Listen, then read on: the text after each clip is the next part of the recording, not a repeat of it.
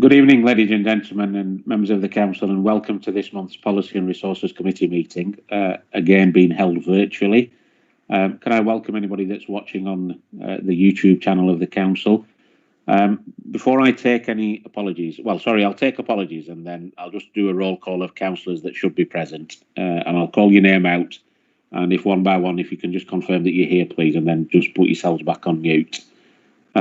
I have two apologies, but they've been substituted, so I'll go through the substitutes. But the councillors that I've got down to be present are Councillor Nadeem Ahmed. Present. Thank you. Councillor David Clegg. Present. Councillor Sarah Coburn-Price. Present. Councillor Tommy Cooney. Yeah.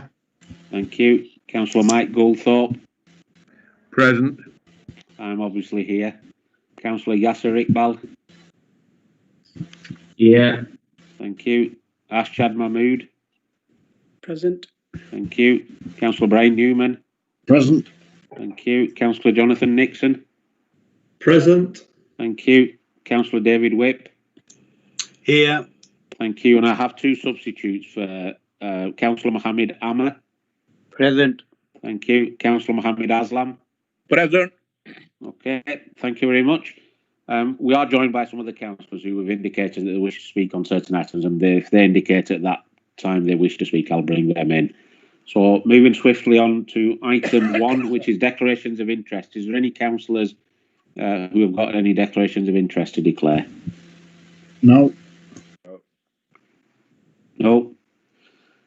Item 2 is public question time. Joanne, is there any members of the public that have indicated they wish to ask any questions? No. No. Okay. Item 3 are the minutes of the last meeting. I'm happy that they're a correct record. Anybody disagree? I'll second those. Cheers. Thank you, David. Nobody's disagreeing. Thank you. And then moving swiftly on to item 4, which is the planning application. So the first planning application we've got is for the site of the former Barnsley shed at Longing Lane in Barnoldswick. I have a speaker, Mr. Mike O'Brien. Mike, are you with us? I am, yes. You are, thank you. Mike, you've got up to 5 minutes in which to address the committee, and then when you've got about 30 seconds left, I'll interject and just remind you that you need to wrap up. But the floor's yours for the next 5 minutes. Thank you. Good evening. The application site, as you've said, relates to the site of the former Barnsley Mill in Barnoldswick. Outline planning permission was granted in January 2017 for a residential development of up to 148 dwellings, and these detailed proposals are for 129 dwellings. I don't propose to go over all the aspects of the development I raised last time, and will instead focus on the reason for the deferral, which is centred around drainage and the requirement to understand the views of the Irby and Salterfirth Internal Drainage Board. I'll start by making reference to the outline stage and the submitted FRA at that point. The approved drainage strategy, which was controlled by planning conditions, was based on the principle of a filter drain being installed along the development site boundary and discharging to the existing watercourse in the southeast corner of the site, as it does at present. The off-site culvert was to be improved to effectively deal with the 1 in 100-year storm event.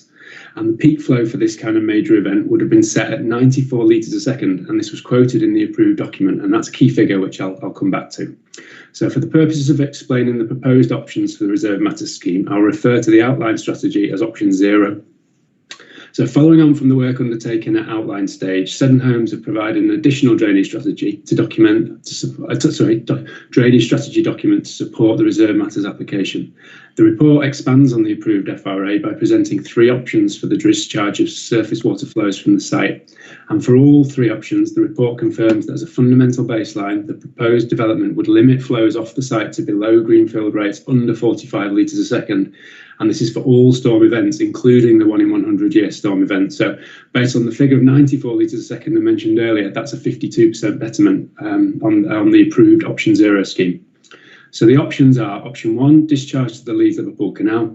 Option 2, discharge to the existing culvert in the southeast corner of the site as per the approved FRA, but at lower rates. Option 3, discharge to the public sewer. So all of those 3 options represent a significant improvement on the previously approved discharge rates and mirror the SUD's hierarchy requirements of the LLFA. You may recall from the drainage plan that was provided before the August P&R meeting that the discharge to the canal is the applicant's preferred option.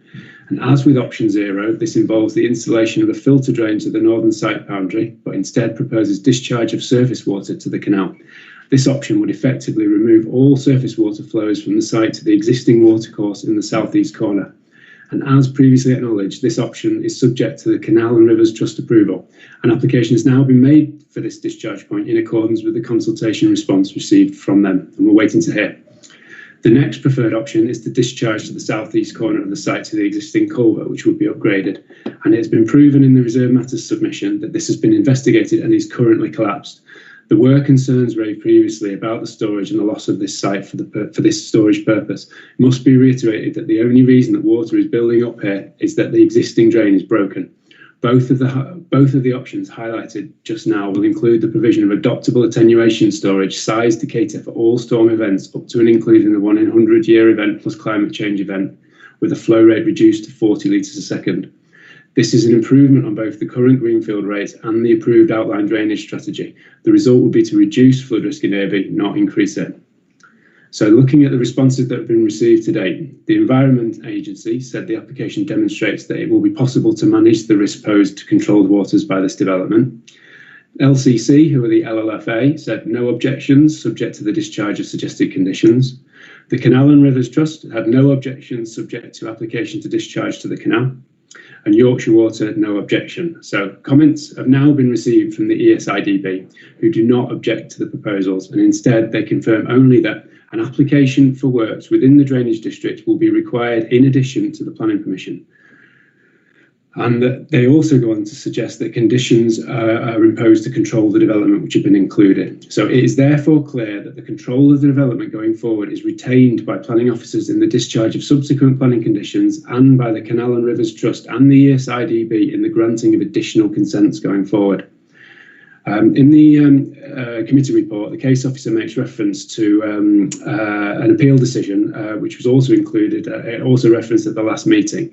As I have highlighted, the proposed options for drainage from the Longing Lane site have reached a similar position to that stated by the planning inspector in that particular case. Namely, a reduction in runoff rates will occur, as well as a fall in the volume of water entering watercourses, and confirmation that any required consents will be controlled by the applications to the IDB. In the view of the applicant, these key points address the concerns raised at the previous committee.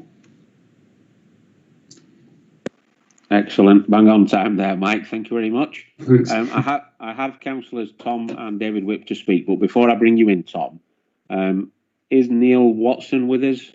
Or somebody from planning? Apologies, Chairman. I had technical problems. Dean got right. me on, but I am here, yes. Okay. Neil, is there anything that you need to add at this stage before I bring councillors in? Nothing, Chairman. Okay, thanks for that, Neil. Tom? Thank you, Chair. I'd first like to put up a picture of the site on screen here. I think first I'd like to start off with this is the Brownfields area of the site. I mean, I have no qualms with developing this part of the site, or indeed the top section of this here field. It is just this south side of the development site, which, as I'm sure a councillor colleague later will share a picture of, acts as upstream water storage. I mean, the key thing about this here is it's next to the watershed. It's low-lying land, a floodplain, and it's naturally storing the water upstream from flooding hotspots in Irby. I mean, the Environmental Agency is spending millions and millions of pounds to develop upstream storage, and this is a prime site that stores thousands of cubic meters of water through this site, and indeed continuing along the entire stretch here next to the canal. I think it's also worth noting that the level of the water here is actually below the height of the canal. So I don't see how you could drain into the canal when it is below.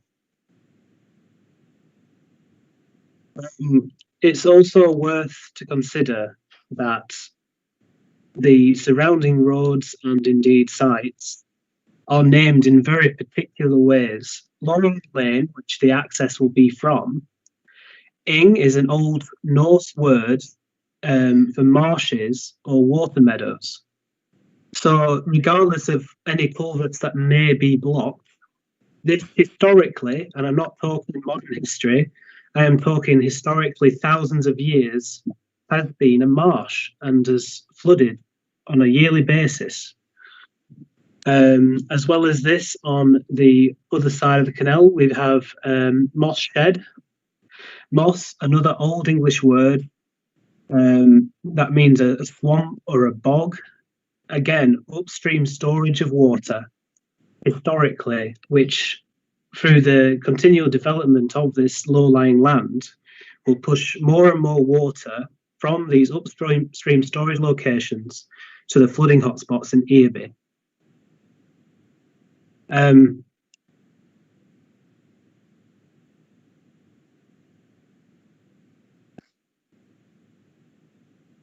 I think that's all that needs to be said, really.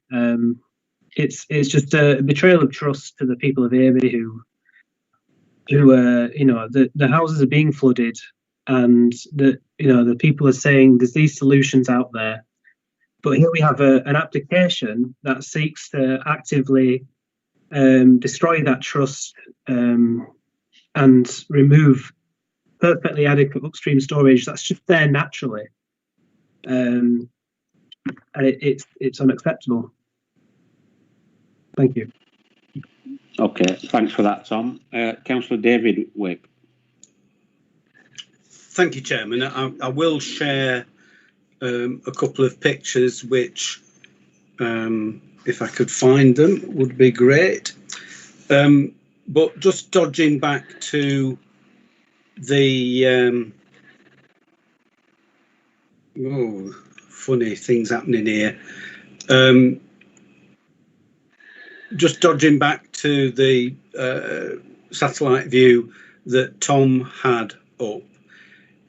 The crucial thing with that, thank you, Tom, if we just go a bit to the south, just a bit further to the south, you can see there this line of trees. That's the old railway embankment, and all the water from the area to the north of that, on that side of the canal, goes through a culvert, and the invert level of that culvert is the crucial factor on how much fall there is from the development land to that invert. And I can tell you that it isn't very much. And if I can now share my screen, he says confidently, this is what the development site looks like on the low-lying area of land. This isn't the land that was built up a couple of hundred years ago when they built Barnsley Mill. This is the land that was left. And you can tell from the nature of the vegetation, from the way in which the water is lying here, and the water lies there for weeks at a time. This is naturally occurring upstream storage. And I'll show you another view that demonstrates that as well. It says navigating around.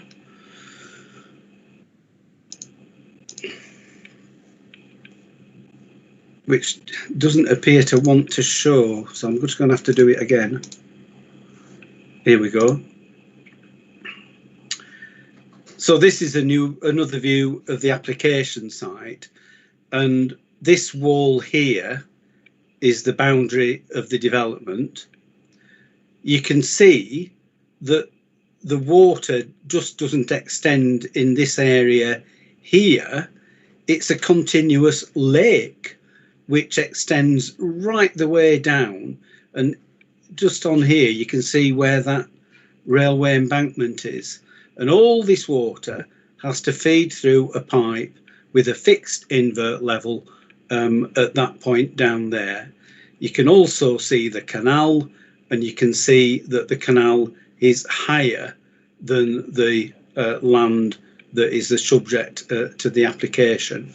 So it's beyond doubt that this land is low-lying. It's beyond doubt that this is a floodplain. And as Councillor Tom Whip said, given the names which have been attached to this land for many, many centuries, ings, moss, it is bog. It has been known to be a bog for hundreds and hundreds and probably thousands of years since the last ice age, and there is nothing that you can do to alter that. And I say that there's nothing that you can do to alter that because if you want to drain this land through the culvert, then not only do you have to drain this land, but you have to drain all this land as well. So how on earth is that going to happen? And if you do drain that land, where is all that water going to go? It's going to go into people's homes in Earby and perhaps in Salterford as well. Now, the applicants, the agent, has just told us that an option is to drain the water into the canal. And Councillor Tom Whip very rightly said, well, you know, you'd have to push water uphill to do that. And perhaps the applicants can do that. You know, it could be pumped into the canal. However, where does it go once it's in the canal? The canal acts as a conveyor. The canal would convey the water during storm events and heavy rainfall to the first, or perhaps one either side, emergency overflow. So where's the nearest emergency water overflow from the canal? Oh, it's in Salterford, just the other side of that railway embankment. So all you would do is convey the water into flooding hotspots by sending along the canal rather than through a culvert. So pull the other one when you say you can put it into the canal, because I know that you can't. I know from personal experience that you can't put water into the canal because it just comes out the other side. I am absolutely appalled that we have this application in the form that it is in front of us this evening. When it came for outline consent, myself and others voted against it, but we accepted that part of the land was going to get developed. And at the time, Mr. Watson said very clearly, it may be that parts of the land are undevelopable because of its low-lying nature and because of the water storage. That's our planning manager who said that. So we do not have to accept this application tonight as it stands. And if we quote in other applications, I would refer to the one for Morris Ings in Earby. Now then, there is a similarity here, isn't there? That one is called Morris Ings. Ings equal Old Norse for water meadows or marsh. The one for Morris Ings has been to appeal, I think, twice now. We turned it down on flooding grounds and the appeal inspector agreed with us. So it's time, Mr. Chairman, that the application was thrown out insofar as this low-lying land is concerned. I am more than happy to move a conditional approval which excludes this low-lying land from the approval. If that's not possible, I will move that the application is refused due to the flooding impact downstream of the site, and the fact that this is floodplain and that it ought to remain as floodplain. Okay, thanks, David. Neil, can I just bring you in just to comment on David and Tom's comments, but also just to address what David is suggesting. I mean, I may have to ask Mike, because clearly it's his application, but if I can bring Neil in first, please. Neil? Yeah, just Chairman, briefly, Councillor Whip's absolutely right. He recalls I said they may not be able to develop that land, but that was a comment that there will be engineering solutions needed for this, because clearly at the time we were aware of the height differentials and that water pooled at the bottom. Now, they have provided an engineering solution to this. Obviously, it's what members are debating now, and that is a pumping station, which would, and as Councillor Tom Whip said, there is a height differential, and it can't flow uphill, but they are proposing a pumping mechanism to deal with that. Now, Chairman, this isn't an unusual situation that we've got. All land, when it gets wet, will discharge water. That will pool, or it will find its way into watercourses, etc.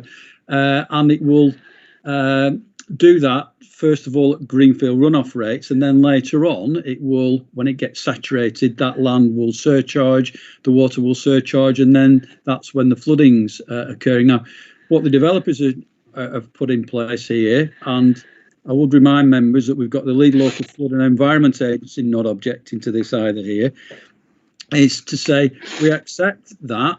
What we will do, we will have oversized pipes, etc.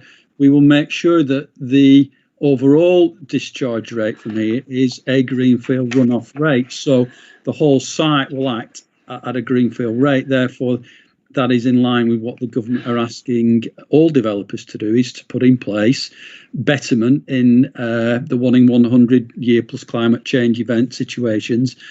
So, Chairman, I do accept that there is low-lying land here, that water pools there, but it also finds its way elsewhere. What the developers have put in place is an attenuation process which will attenuate flows to greenfield runoff rates. And Chairman, Councillor David Whip's right about the Morris Ing. That was a different scenario. That was about overland flooding directly into houses. Chairman, what we have said in the report and what the developers said here is an analogy where we had costs awarded against us at the caravan park for not accepting a proposal which looks at attenuation and a greenfield runoff rate discharge, which is what we have before us tonight, Chairman. So, long-winded way of saying there has been a technical solution found to attenuating the runoff rates to greenfield rates in the 1 in 100 plus climate change event, which is what developers are asked to do. Okay, can I just ask you a question, Neil? So in terms of your professional opinion to the committee, the points raised about water surface going off and what causing potential flooding to parts of Earby or Salsforth, what the applicant is proposing, and clearly you can't judge ahead what's going to happen, but in your professional opinion, do you think that is acceptable in terms of this particular application and that's conditioned appropriately? Chairman, I'm taking the comments from the other statutory consultees in this as well, and I'm not giving professional drainage advice because I'm not a drainage engineer, but the lead local flood and environment agency, who are the bodies who advise us, are both satisfied with the proposals.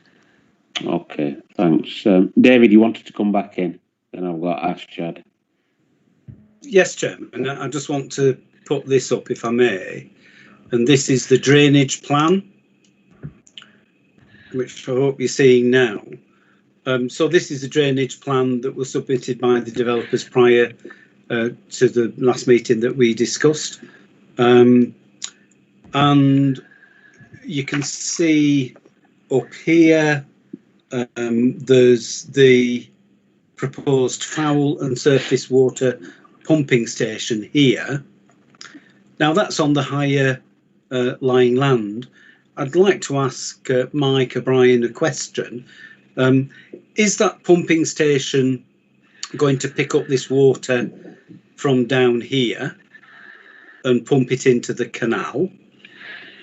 Or is this new intercept culvert going to actually take the water downstream to exit through this point at the southeast corner?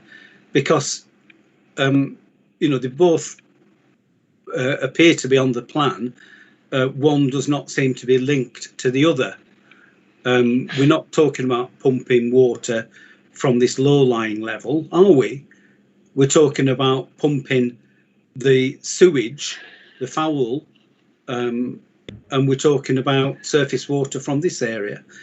And could I further point out that in this area up here, there is the little cut, which is a part of the canal that served the quarry, which used to traverse this area here and join onto the canal, which is in itself a reservoir, and that feeds this whole area as well. In drainage terms, this is an abhorrence, and you know, you can wheel out as many people as you like, but I've been dealing with flooded houses in West Craven for 40 years, and I might not have any letters after my name, but I've got a bit of stuff between my ears, and I know how water acts, and I know what you can do with it possibly, and what's impossible to do with it. And if you pump this into the canal, it's going to come out of the canal and flow into people's homes. If you send it down the culvert at faster rates than what it does now, which inevitably that is going to happen, you're going to flood people's homes. This is a natural feature, stores water, and you can't tell people who actually know what they're talking about any different. Okay, David, in there, I think you asked Mike a question. So I'm going to afford Mike the opportunity to answer the question. Yeah, sure.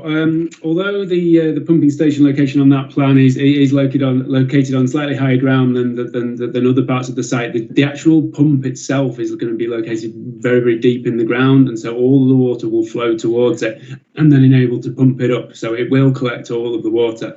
And I'd just like to stress that, you know, that it is in the floodplain, and that's confirmed by the Environment Agency, and it's pooling here because the drain is broken. I just wanted to reiterate that. All right. So can I be absolutely clear that the plan is showing this intercept drain around the perimeter of the site, and that intercept drain is going into the pumping station? Mike, can you help us with that? The water, the actual pump itself is located very, very deep, and all of the water will then flow towards the pump, which will pump it to either of the options that are set out, whether the ones that will gain consent for, whether it's the one to the southeast or to the canal, the option 1 and 2 that are set out.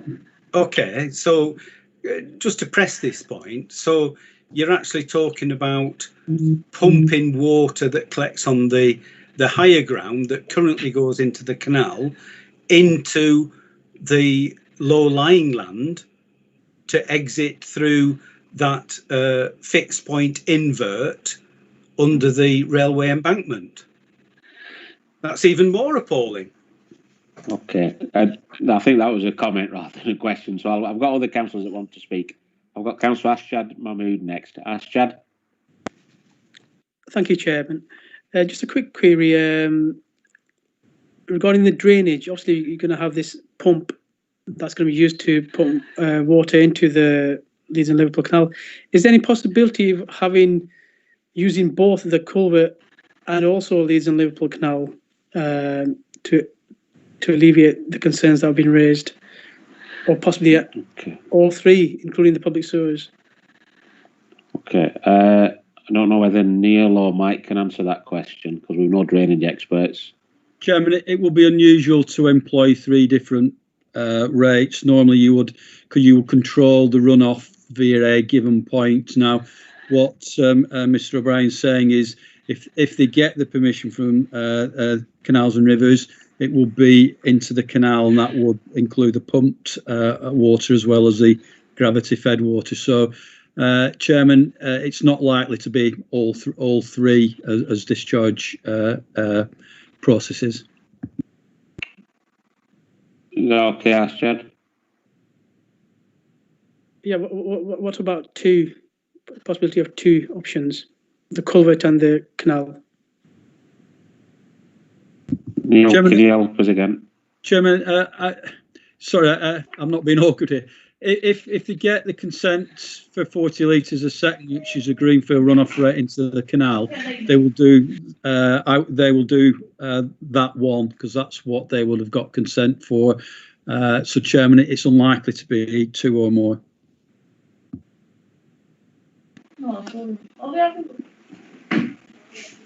Okay, next up. All right, thanks, Asjad. Next, I've got Mike Goldthorpe.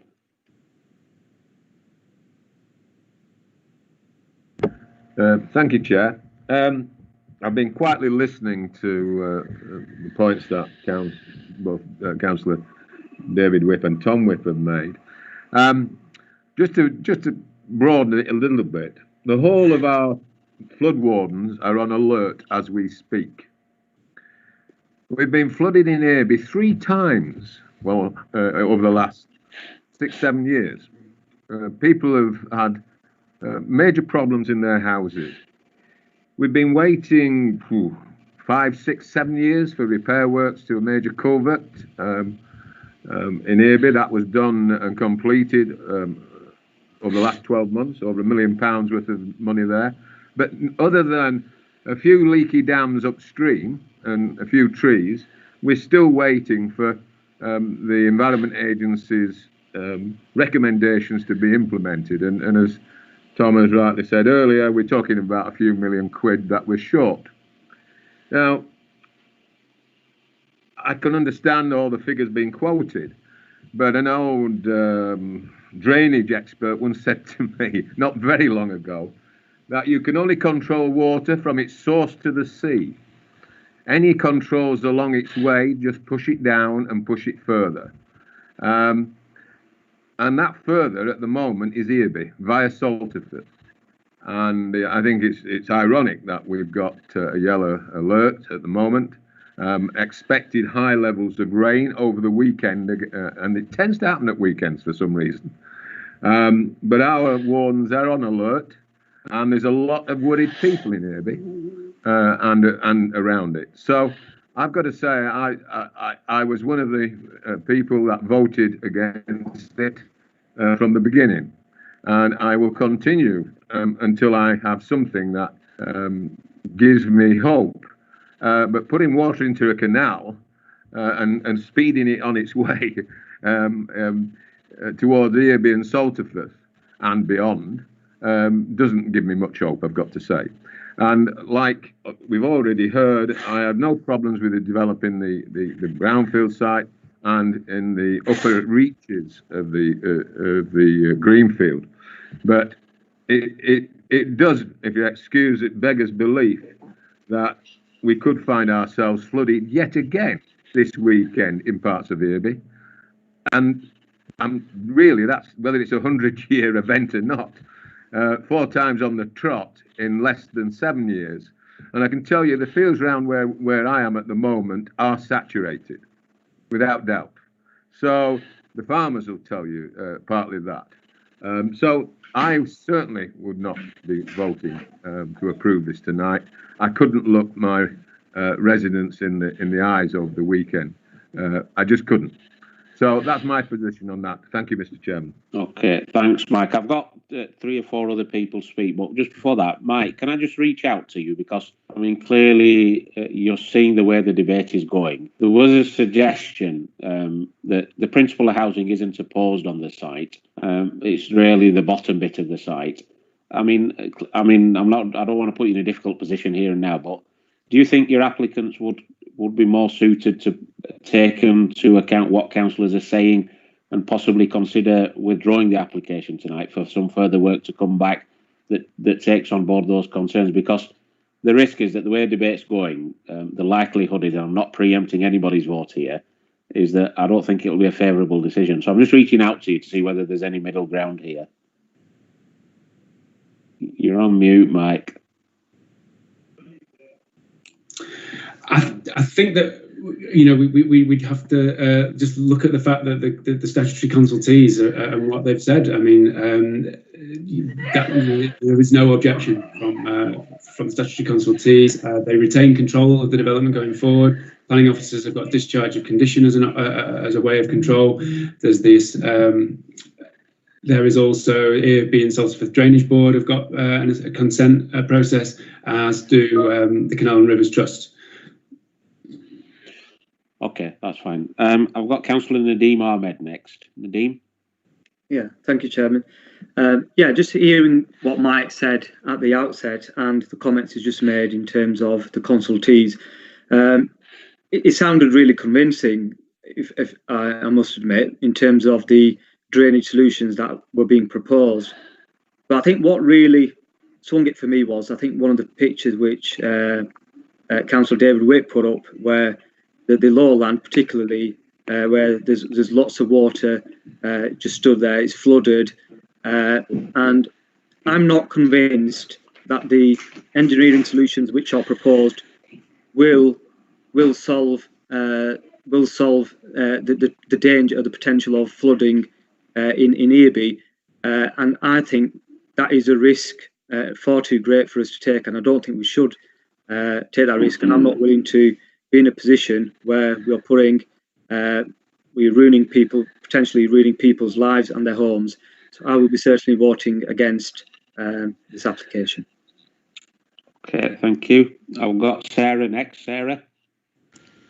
Very quick question for Neil.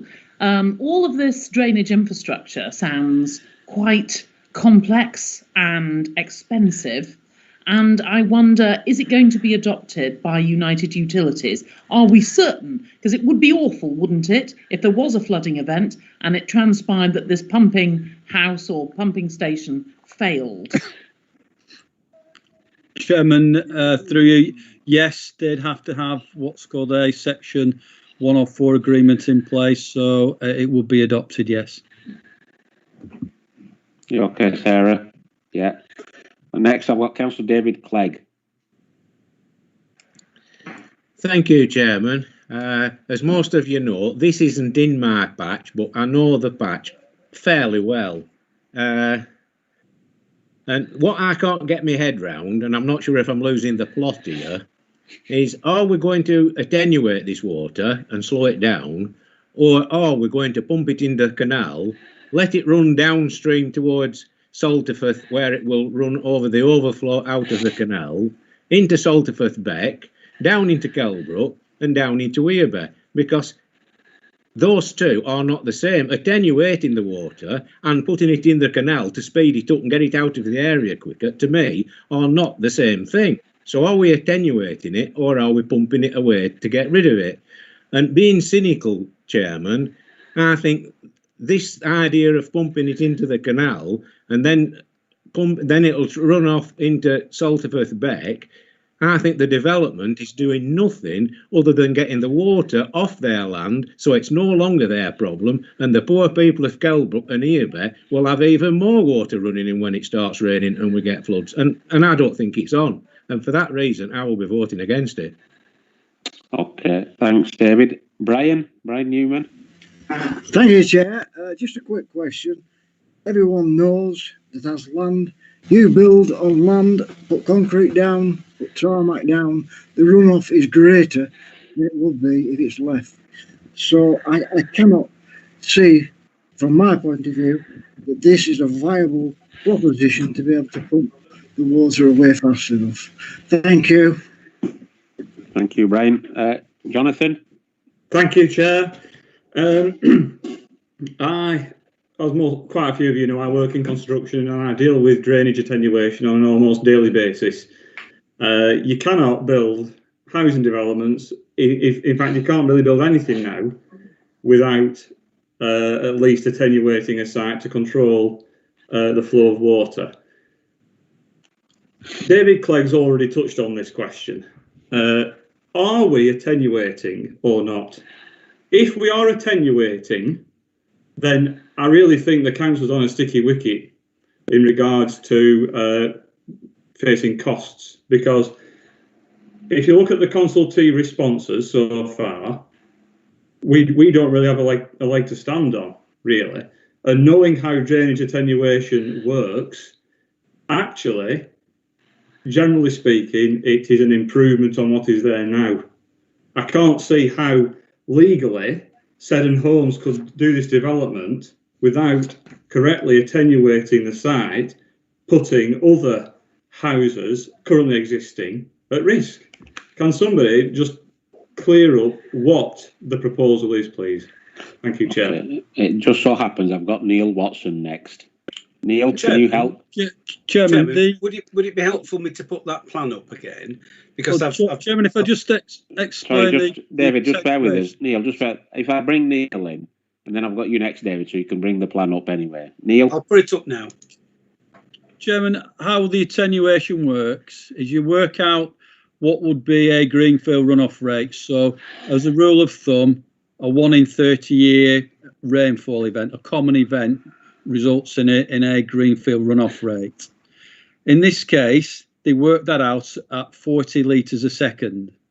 If you then have, like we're going to get over the next 2 days, a greater than normal climate change event, so you're getting rainfall at, say, a 1 in 100 year event, that would result in a runoff rate at, say, 200, 300, 400 litres a second off that site. What the attenuation will do is in that situation where you get an excessive rainfall event, it will still limit the discharge rate to the greenfield rate, which is a 40 litres a second. So what Councillor Clegg said was both right.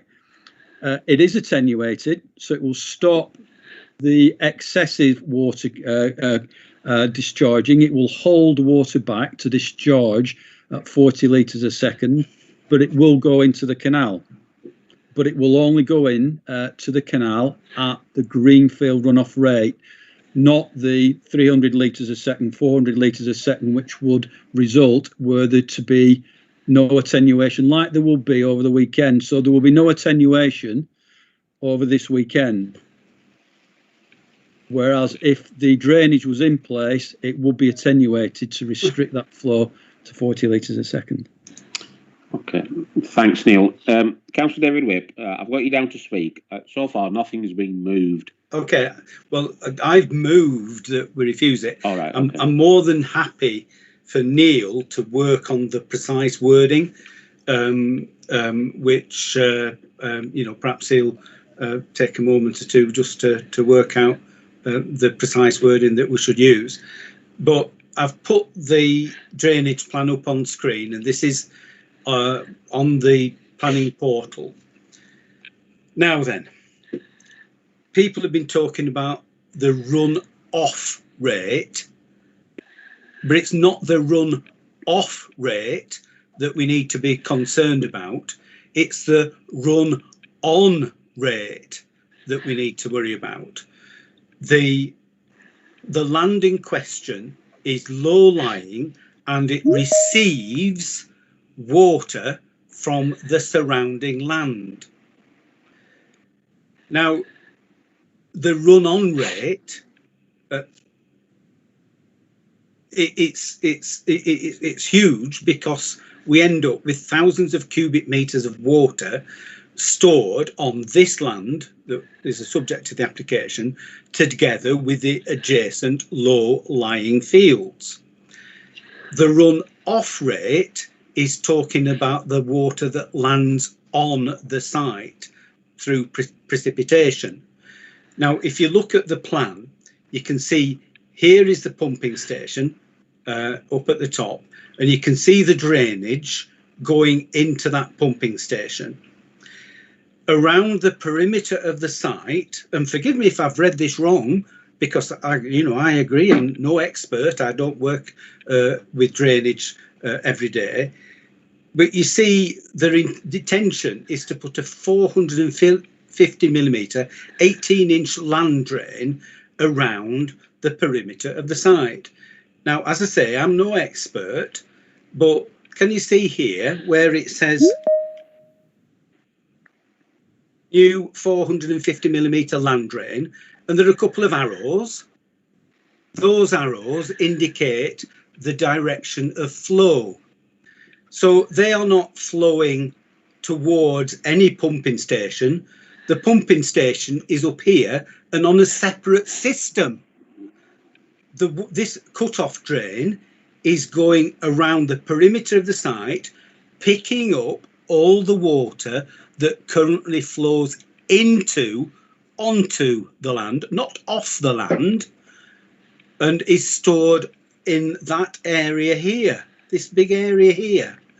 And this water, this new drain, comes all the way around here, does a 90-degree, very efficient that, comes down to this point here, and then discharges into that field that we've seen under several feet of water in the pictures that I showed you earlier on.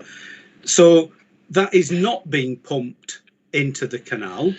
The drainage scheme shows it diverting all the water that currently flows onto the land, around the land, and then straight into that massive lake that there is. So, pull the other one, because this is not attenuation. This is speeding up the flow of water into an already overloaded system with an invert level under the railway line that you cannot alter. Okay, so you want to move refusal, David. Neil, have you got some words to help David, please?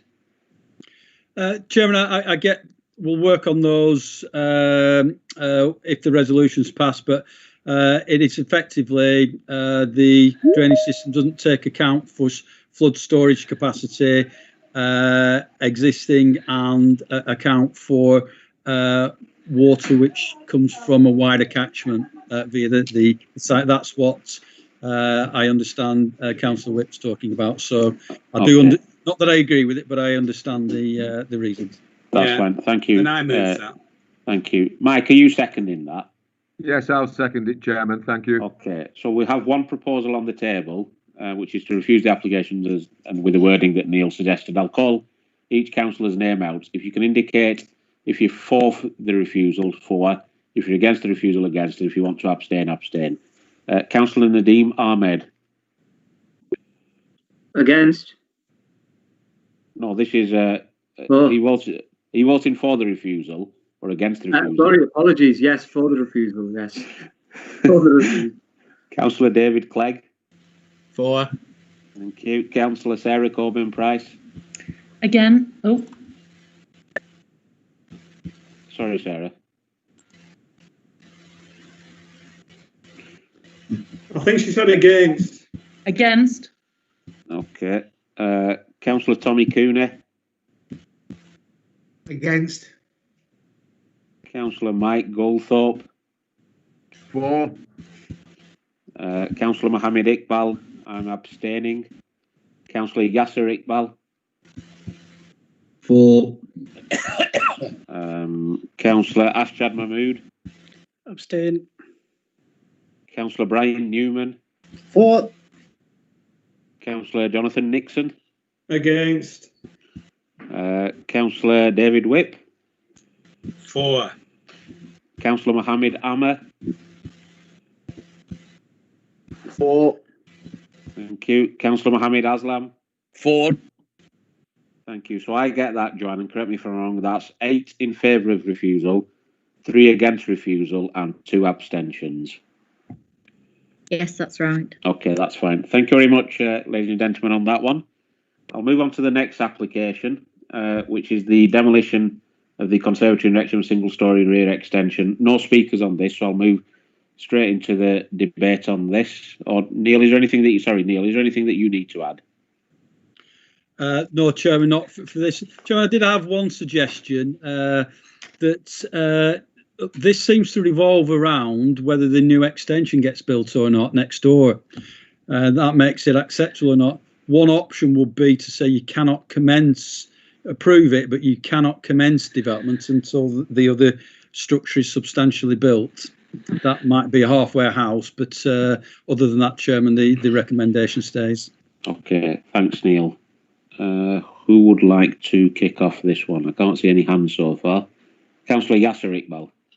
Thank you, Chair. Chair, this came to our area committee last month or the month before, and as Neil has said, one of the big issues in this application was the neighbouring property.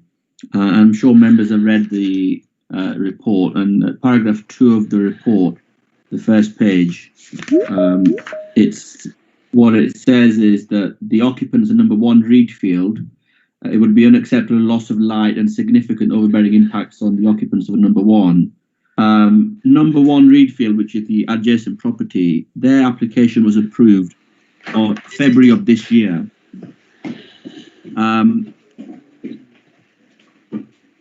And one of the issues is that the adjacent property hasn't actually started the work.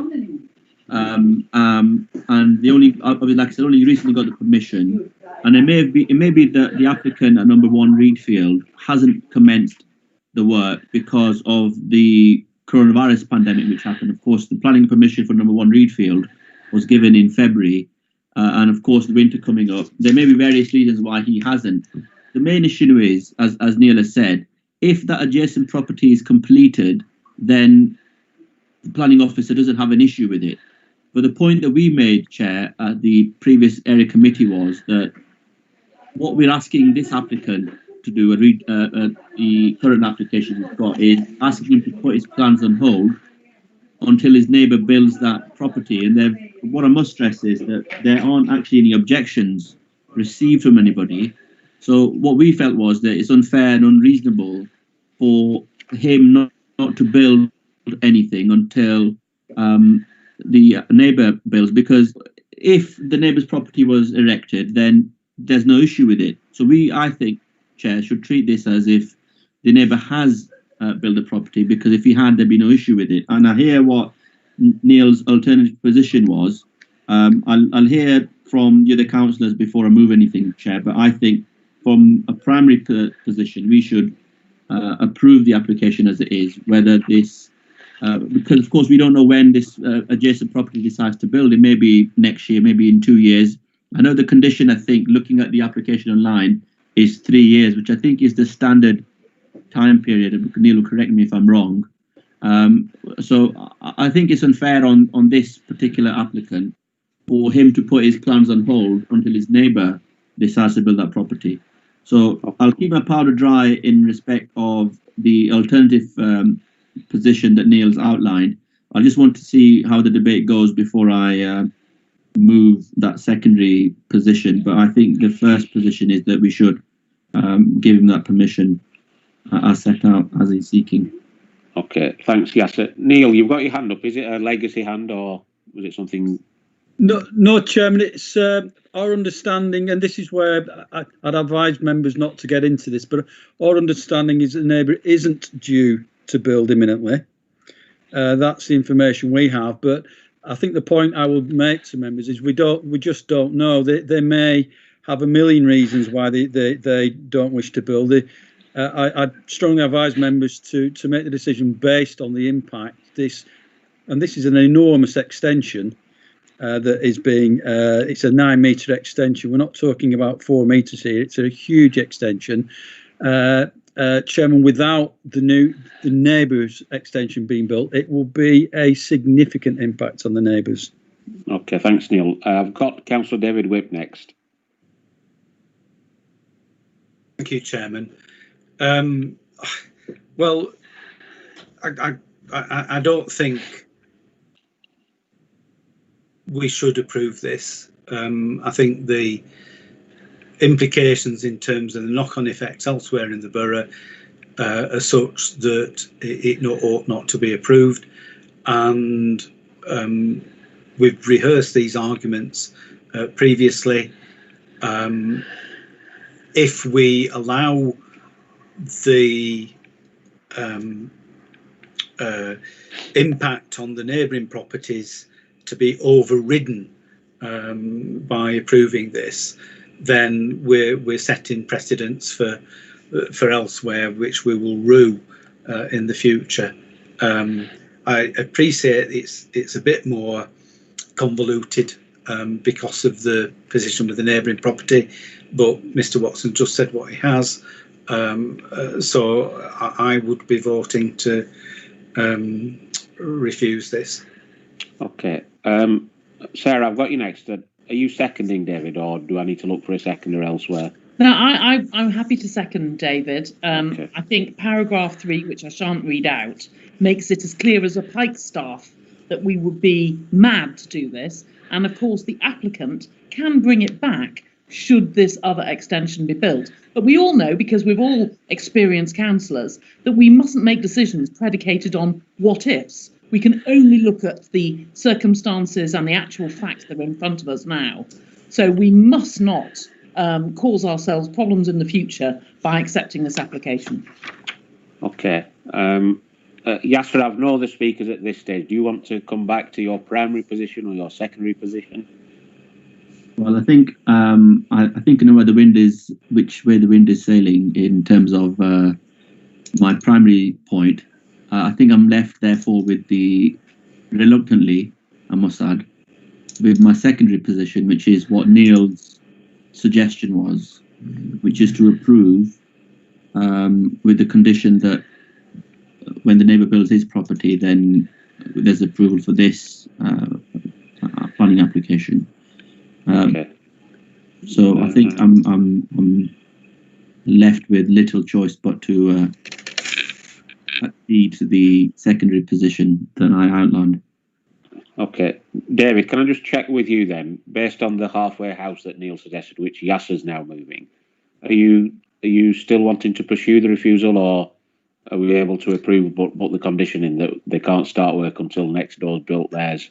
I think, Chairman, if next door's is built, they've got an opportunity to come back with an application, and the best thing to do at the moment is to refuse.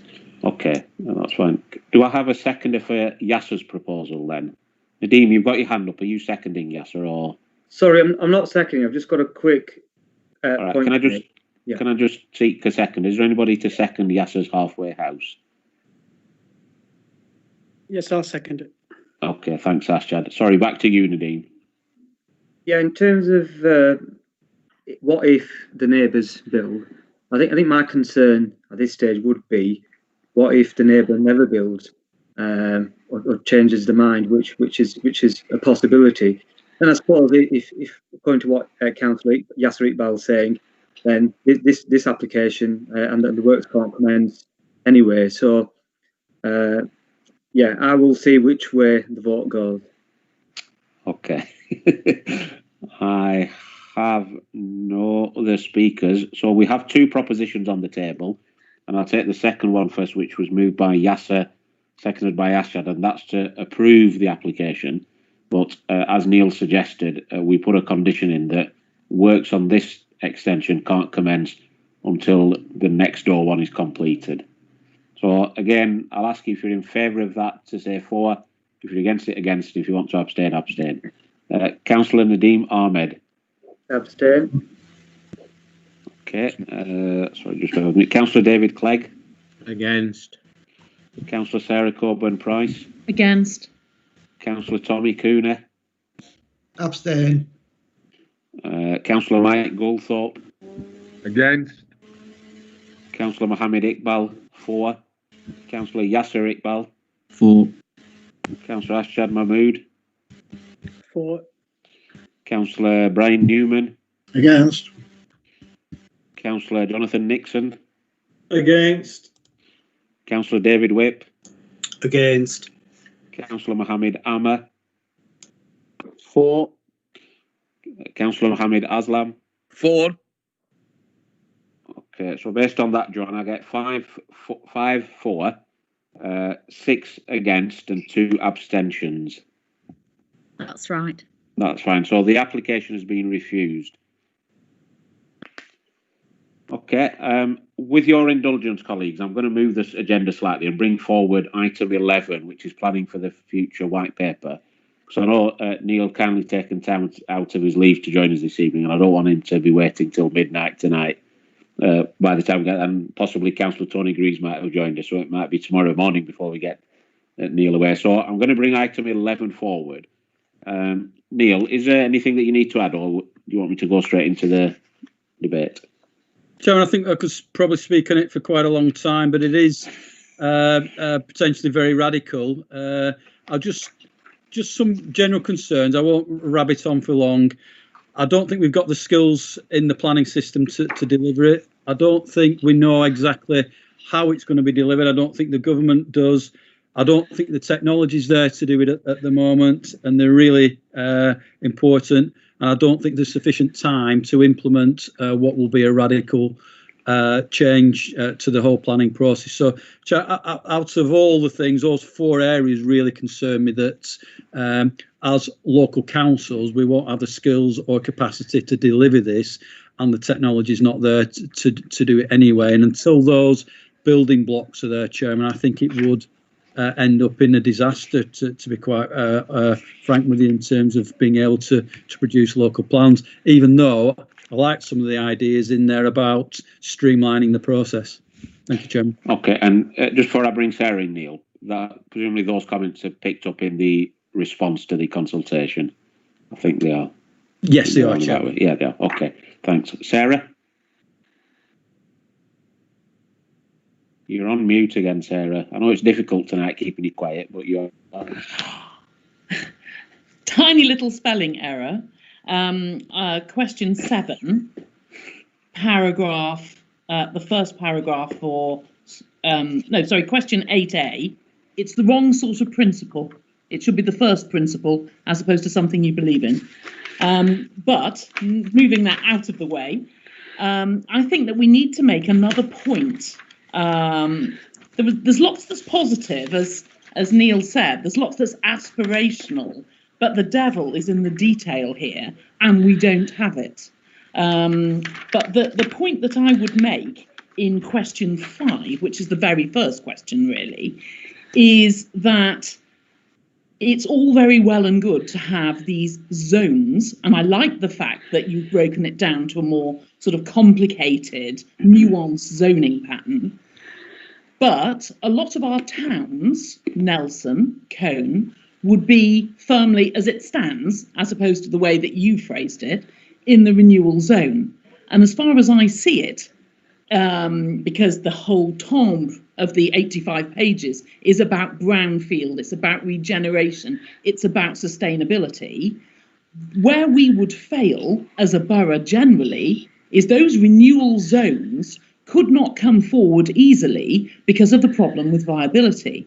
So almost I would like to see reflected in the Pendle response that we would be happy. There are quite a few candidates for renewal zones within Pendle, but for them to be successful as the planning white paper wants them to be, there would have to be public money and public support to bring those forward, because we need to fill the gap.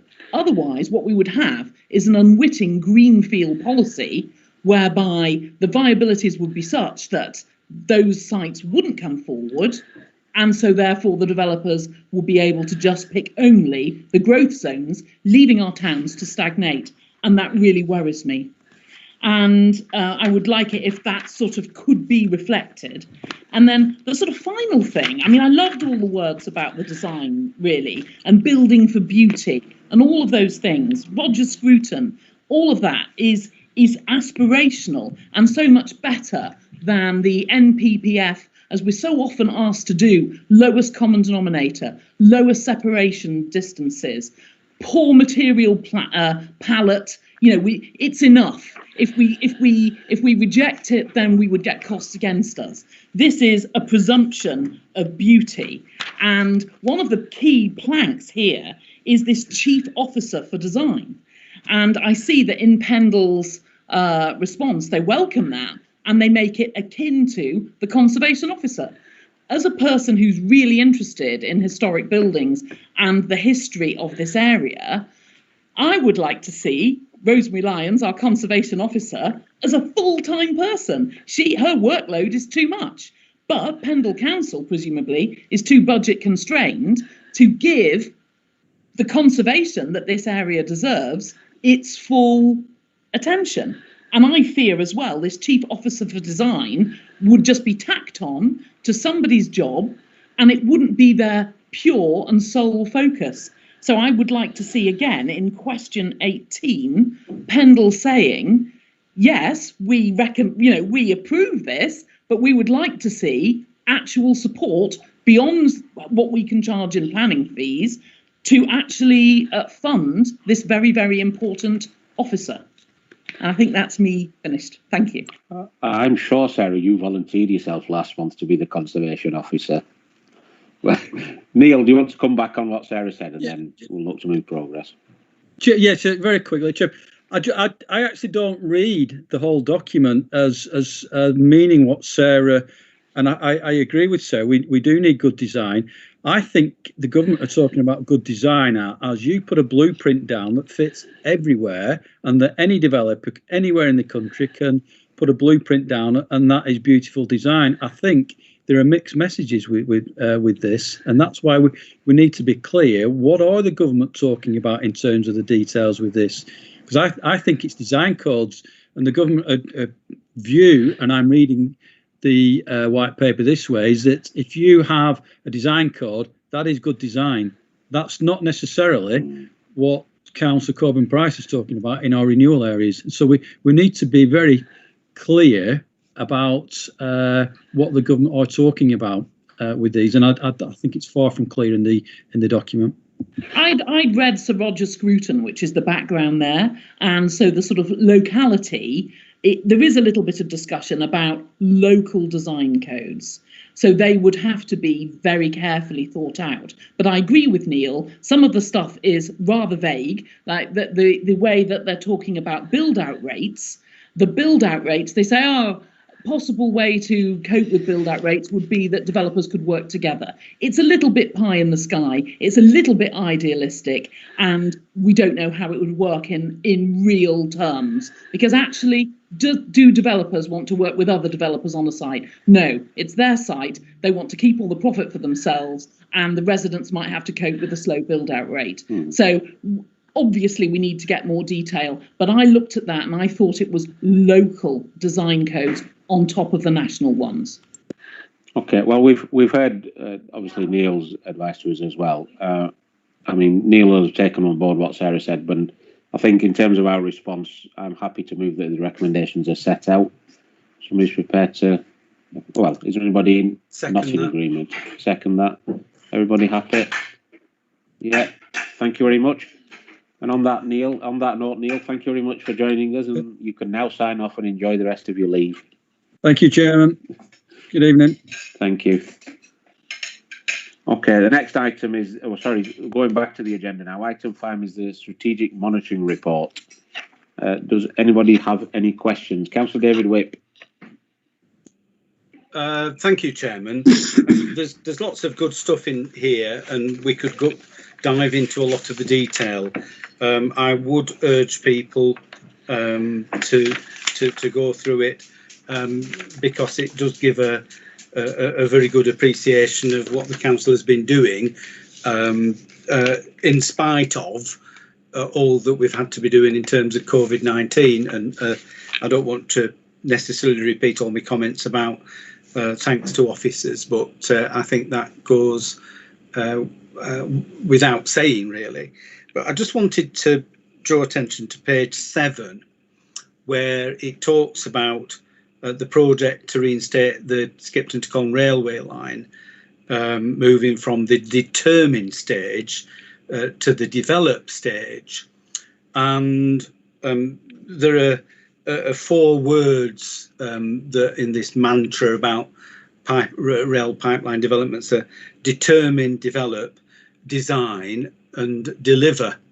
And I think that the government have now introduced a further word into this 4Ds, which is dither, because the whole of the pipeline process is now under review, and it's unclear whether the route between Coleman and Skipton, or as I think about it, as between Leeds and Manchester, is to proceed, whether it's not back. It's all muddled. So I think, Chairman, that I'd just like to pick that out of this report, and perhaps for the committee to resolve to ask Mr. Langton to spare a moment from COVID-19 duties and ask for clarification as to how the current review will affect this project. Okay, thanks. Dean, you okay to do that? Take a break from COVID?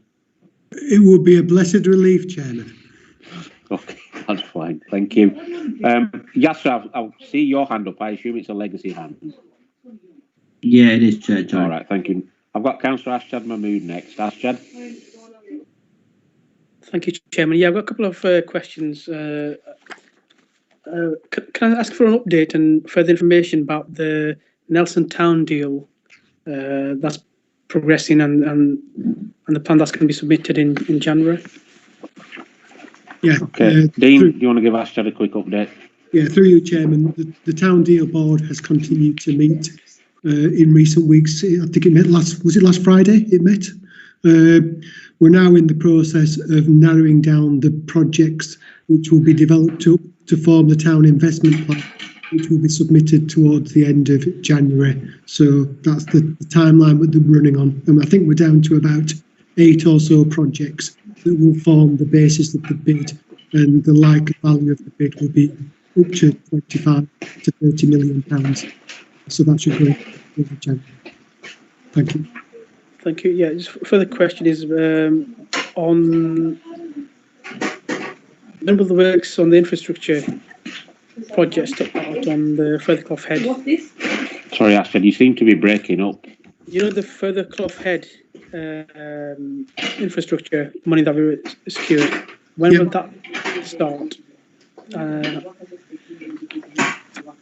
Yeah, so well, if it's in relation to the delivery of the road, my understanding is I think the works are out to tender at the moment, so they should start imminently once we get those tenders back and award them. Of course, we have to spend the money, I think, by the middle of next year, so we're cracking on with that piece of work. Again, it's impacted by COVID. It's equally impacted by the other infrastructure works that we're doing on Lomershire as well, where the road's going. When does that money have to be spent by? Is it end of next year or? No, originally I think we had to spend it by March 2021, but I think Julie had negotiated with them an extension because the March 2021 date was pre-COVID, and obviously governments have accepted that a lot of projects are going to start slip. But I think Dean is right. Julie confirmed, I think, previously to me that it's gone out to tender, so the tender should be coming back, and then we can get cracking. Sorry, got a couple more questions. Yeah, sure, go on. Yeah, just on obviously we're going to be overspent, I think, by I think it's around 900k or so, just over. How are we going to manage that? Because that will have a significant impact on our financial situation. Well, if I just answer, if I help you with that, Ashad, if we just park that for the time being until the next item, and then I can share some good news with you, hopefully, on the shortfall. That's fair enough. And is it with the Pendle Ledger Trust costs? Is that staffing and like operational cost for the buildings and the swimming pools and everything? Or is that just? Well, it's primarily the loss of income, because there was a period of probably 4 months when the facilities were closed, no income was being generated, and we could there's only to a certain point where you can reduce the costs. So quite a number of the staff were on furlough, and we were claiming money on that. But it is in essence the loss of the income, both from the memberships and also the walk-ins, because of course the facilities were closed and they had to suspend the memberships. So of course that's now kicked off. The facilities are open, but of course it's quite slow to get going again. So yeah, we're taking that to account. The thing I'd say is that set aside £100 million as part of this extra £1 billion that I think Council referred to. My understanding is it will be bid based, so we may have to bid for it, which of course is ridiculous, but never mind. And that puts us up against other places that equally will be bidding for money as well. And I'm not sure at this stage, because I've not seen the guidance on it, whether it relates to local authority facilities that have been outsourced, which isn't what we are, or whether it includes trusts as well. So I'm waiting for the guidance on it to determine whether we need to bid. And of course, if we can, we will do. And if we can't, we'll be lobbying to see why we can't. You okay, Ashad? I'll take that as a yes. Nadeem? Yeah, just a couple of points. Firstly, with regards to the Pendle community. Sorry, Nadeem, I think Ashad's got... Ashad, did you say you got one more? Yeah, last question. All Yeah, right. sorry, I was on mute. Yeah, just a final point. Just on planning applications, obviously, we kind of a little bit below the, not meeting the standard that we are required to do. And I understand that we're under the COVID situation and been in that for the last 7 months. But I think planning applications wise, we're quite behind schedule. We've got a big waiting list and there's big delays in. Like I say, we're in. Like I say, I understand it's challenging times, but it's been 7 months. Is there something that we can do to address the backlog of planning applications and try to meet the performance status? Well, I think part of the performance is down to councillors, isn't it? Not approving applications, but that I won't focus on that, I suppose. I think in terms of the resource, I think you know how difficult it has been for staff. We've been in a situation where the impact of COVID has been significant on the council staffing. We've had to adapt to quite a bit of home working. Of course, it's not just us in terms of that, it's the people who are submitting the planning applications that are subject to those circumstances as well. Rest assured, we are trying to process them as quickly as possible, bearing in mind the circumstances. And we've gone through a period where we've been responding to COVID. We've come out of that, trying to recover it, and now we're back into responding to it again. So I would ask you to bear with us as we try to process them. I mean, people like Neil are probably doing 30% planning work and 70% COVID work at the moment. That's the kind of thing, because we need to all hands to the pump in terms of trying to respond to the COVID situation. Okay, thanks, Dean. Nadeem? Yeah, just a couple of points. Firstly, in terms of Pendle Communities Portal, which did some fantastic work during the first outbreak, helping well over 4,000 members of our community, vulnerable members of our community here in Pendle. I know work's ongoing in terms of trying to set that up. So the first question is, how are we getting on with that, and when are we hoping that will work in terms of taking the calls and helping vulnerable people with shielding or isolating? When will that be done? That's the first question. I'll ask my second one as well. In terms of council tax, I mean, that's at the moment, obviously, understandably, we said we weren't going to take action because of COVID. At the moment, magistrate courts, we can't issue summons. And my concern is when the courts do open, I think we need to have some further talks about how we handle that at that stage, in terms of, because there might be some people who are still with furlough, lost a job, are really struggling in terms of the financial means. And the last thing I think they would need is the extra stress from receiving the summons in due course, whenever that may be. I think we can deal with that at a later stage. Okay, I'll just pick up the point about your council tax, and Dean can talk about the hub. I mean, myself and Councillor David Whip met with the Citizens Advice Bureau earlier today and had a discussion around council tax. And what's happening is that you're right that we made a conscious decision not to send summonses out for this current year's debts, and we also made a decision not to ask enforcement agents or bailiffs, as more people know them as, to start going knocking on doors. What our staff have been doing is being proactive. So where people owe current year's debts, they've been proactive in terms of picking the phone up and talking to those people to try and encourage them to start paying. But taking into account, if somebody says, look, I'm on furlough or I've lost my job, signposting them and helping them to claim the necessary benefits that they need to try and reduce that bill. We can be rest assured, I mean, if and when the council restarts summonsing people for in-year debt, we will have a conversation to take on board people's sensitivities, because a lot of people are going through a very difficult time at the moment, and that's why, as a council, we made a decision not to summons for in-year debt. But staff are working proactively to continue that conversation with our customers around payment, because what we don't want is we get to January, February, and, for example, not that we are in the position to do so, but we say, right, we're going to summons, and all of a sudden people are asked to pay a full year's council tax in one payment. So we'll be sensitive to that. But we reiterated that to the Citizens Advice Bureau earlier on today. Dean, do you want to pick up on the point about the hub? Chairman, can I just come in on the council tax issue? Yeah, sure, David, go on. Yeah, I mean, we met and discussed the position this afternoon, and I think a crucial aspect of this is the additional council tax support that is on offer. And the information that we're getting is that there are quite a lot of people who have never been behindhand with the council tax before, but because of circumstance in this year are finding themselves in that position.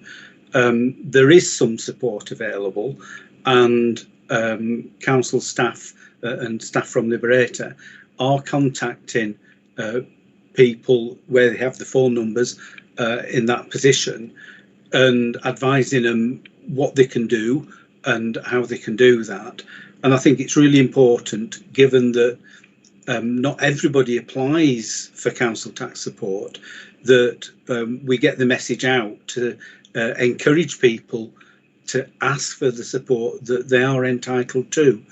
In terms of the £150 funding that we have, the report spells out just how much of that we've disbursed. There isn't a great deal left. Hopefully we'll get through to the end of the year, but there is some flexibility there. And we're not talking about people who don't want to pay. We are talking about people who can't pay because their circumstances have changed beyond all belief to where we were 12 months ago. And there's no shame in that. It's just a fact, and we need to help people and support people as best we can. And I hope that Pendle Council is doing that. And from the information that I've been given, I believe that we are. Okay, thanks, David. Dean, do you want to pick up on the community hub?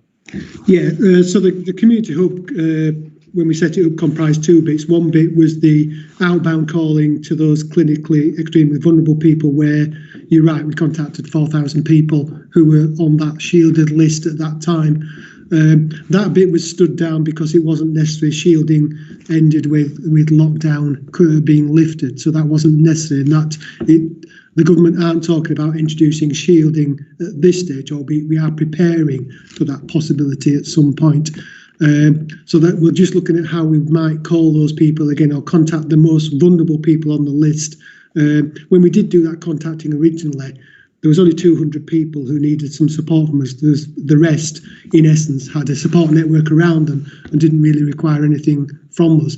And equally, with just looking ahead a few months, it's unlikely we're going to have lockdown as it was in the same way, and therefore people, I think, should be able to connect into networks and get the support they need.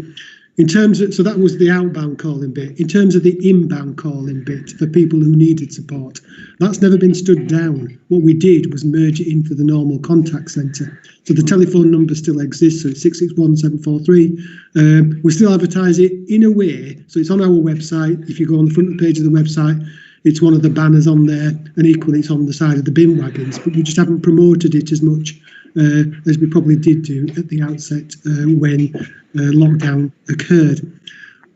Probably from week commencing the 9th, we are going to start promoting it again, because as the tier 3 restrictions kick in, there may be a possibility that people do need some more support from us.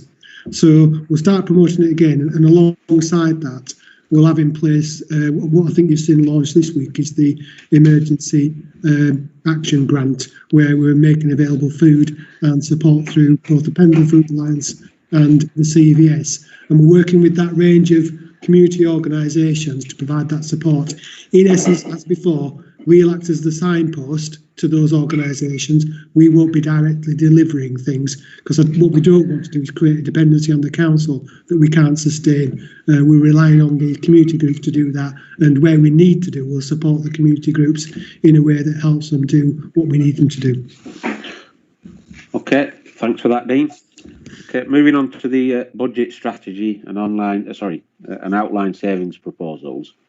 I'll bring David in a second, but let me just share with you, as part of the Tier 3 discussions that we had with government, I was privy to the detailed negotiations with government, and we had an email from Sir Edward Lister, who's Boris Johnson's right-hand man in the negotiations, or he was the bruiser, I think, as somebody called him. And in his email to leaders across Lancashire, he said that no Tier 3 authorities, which includes Pendle, will be put in a position where they're unable to balance their budget for this year or to set a legal budget for next year. So the way that certainly I and other Lancashire leaders have interpreted that as the carrot dangled by or shoved down our throats by government was that money's not an issue. Don't worry about your budget for this year or next year. Rishi will sort it all out. So, we've got a report before us that talks about savings and proposals. I mean, myself and Dean had a conversation earlier today, and the goalpost may have moved from government to say that it'll be a bidding process, but we've got it in black and white from Boris's right-hand man that said we need not be worried about money this year and next year. So with those comments, I'll bring David in next. Thank you, Chairman. The report that we considered under the last item showed that we'd got £1 million black hole in the budget in terms of the impact of COVID-19. And given the warm words from Downing Street in terms of the assurances that came with the Tier 3, it's really heartening to know that that £1 million black hole won't have to be filled by either cuts or consequences for the good people of Pendle, who are, we're suffering enough from COVID-19, thank you very much. So I think, Chairman, that despite the fact that our council officers like certainty, that everything is up in the air, and we need to nail down exactly what these promises mean.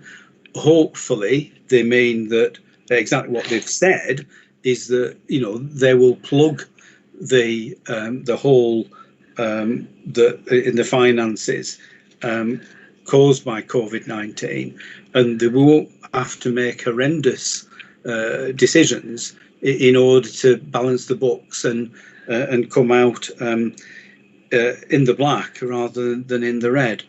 So, Mr. Chairman, we clearly have an enormous task to do on top of COVID-19 that is keeping the authority on a even financial keel. But we don't have half the information that we need in order to make those decisions. So we still need to look at the underlying issues. But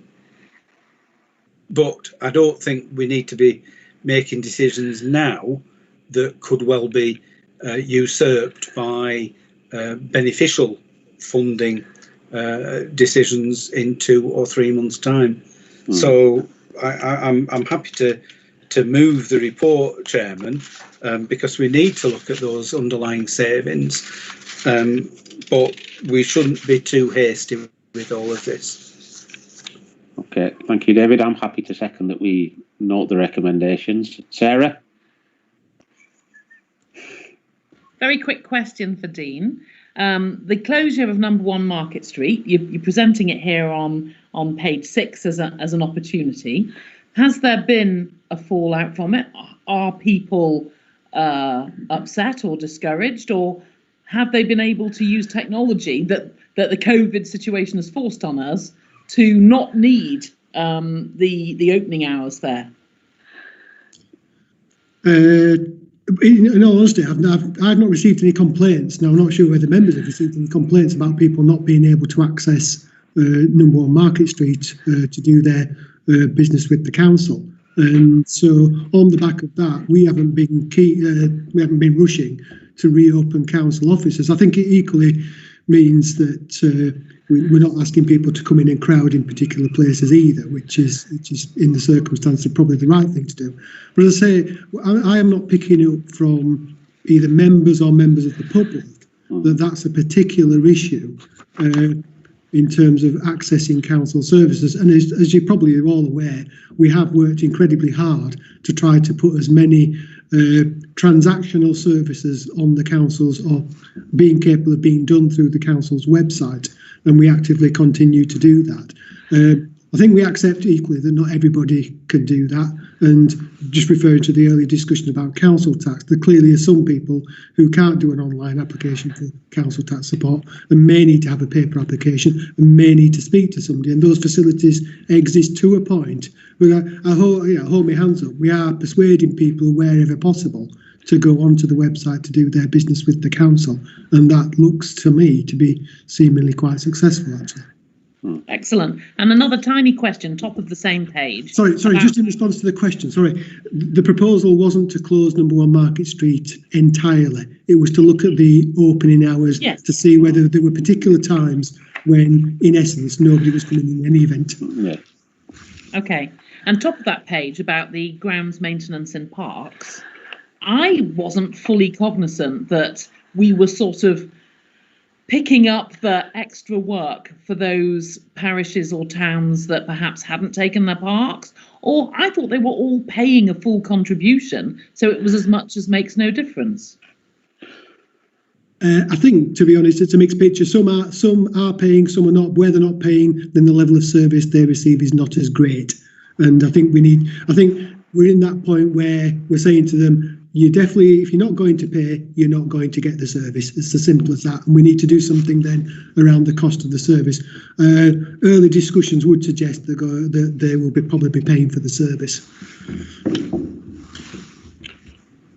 Okay. Sorry, Iqbal, could I just add 2 things? You've got to check for the £1 million. Is that one of them? Well, we're going to get another £673,000. So in the previous report, I'd said we'd had 3 tranches. A 4th tranche has appeared. I think the government's eventually getting the idea that we need some more money, and we will receive another £673,000 as part of the tranche 4, which was part of the £1 billion that was previously announced. And just another point, I think you're probably all aware that the government was planning a 3-year spending review, but now we'll do a 1-year spending review on the 25th of November. So I think all the big major financial reforms that were expected have now all been pushed back or changed in some way, which in the circumstances I think is probably the right thing to do. So yeah, just to be aware of that. And I think just before I bring Nadine back in, I mean, the intention certainly from myself as leader of the council, along with other colleagues across Lancashire, to hold government to this promise of the 16th of October made by Boris's right-hand man.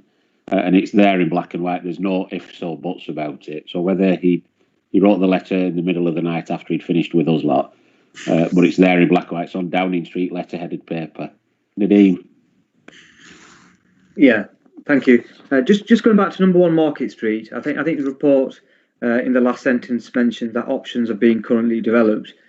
I'm not sure how soon they're going to be coming back to us councillors for further discussion, but my view would be I think we'll wait until when and if this horrible thing goes away and we are back to some sort of normality, and then we can decide what sort of usage there is in terms of number 1 Market Street, and at that stage we make any decisions. Yeah, I think that's the intention. We're not going to rush into doing things whilst we're in the midst of the COVID crisis. As Dean has alluded to earlier, that we'll look at doing some work once we're out of this as to what the hours of operation are and where the peaks and troughs are. But be rest assured, we're not going to make any rash decisions at the moment.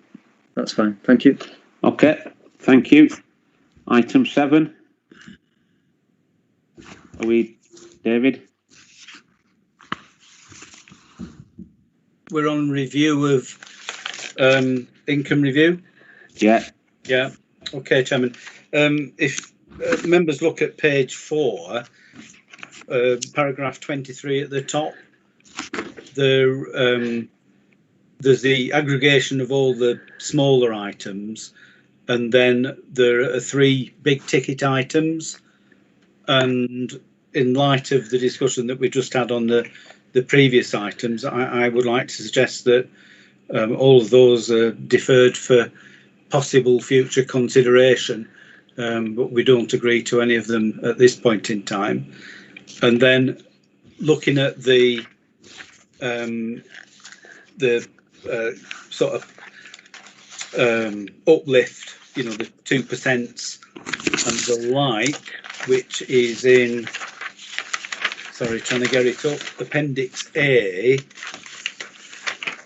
There's quite a long list of things there which are generally, you know, small increases, inflationary increases, and the like. There are some new charges proposed for administration costs in connection with new tenancies and things like that, which seem to me to be reasonable. And the only question I had was in terms of pre-application advice, and I did ask Mr. Langton earlier in the day, but I don't know whether he's got an answer as to how much of that income is from households. Yes, Chairman. It's about 40%. Is it? Yeah. So, yeah. Yeah. That was last year as an indication. There were 59 applications as opposed to the rest. Well, Chairman, could I propose, I mean, there might be bits and bats that people want to change, but could I propose that we accept the list as set out, with the exception of the big ticket items that I've just mentioned, and that in terms of the pre-application advice, that we agree the 5% increase for developers and business applications, but that the household applications are not increased. Okay, and then whilst you move on the move, David, are you moving recommendation B, which is the new licence fees for these? Yes. Yeah, okay. I'm happy to second that. Mike, you've got your hand up. You're on mute. On mute. Just a question, Chair, please. On the licensing, number 1 at the top of the list, gambling, where the council has discretion on fee level. Is that correct? That issuing a gambling licence, we have discretions on the level of fees to charge on that? Through you, Chairman, it says we have, but I don't know any more detail on it, if I'm honest. But we're not proposing a change. Actually recommending a percentage increase. Yeah, I'd refer to the comment next to that where it says many fees are capped. So there's no basis to increase. If it is capped, can I recommend that we do put the increase of fees up on gambling? Chairman, if I could, I would have. Trust me. Yeah. Okay, thank you, Chairman. Okay. Do I see any other hands up? No. Chairman, can I come in? I've got my hand up. Yeah, sorry, your hand disappeared then. Yeah, go on. Yeah, it's all right. Yeah, just a very quick point. I totally agree with Councillor Whip in terms of I don't think it's the right time to be increasing or introducing charges for the main items which are listed on page 4. So I totally agree with that. Just in terms of the recommendation, just a typo. Recommendation 2B, I think should say paragraph 18 instead of 17. Yes, sorry. Yeah, I've got that. That's fine. Everybody happy on that? Yeah. Okie doke, thank you. Moving on to item 9, which is the PC replacement programme. Dean, is there anything that you need to add on this?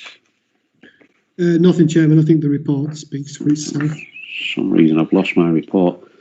Are we happy with the recommendations, everyone? Yeah, second that. Yeah. Okie doke, thank you.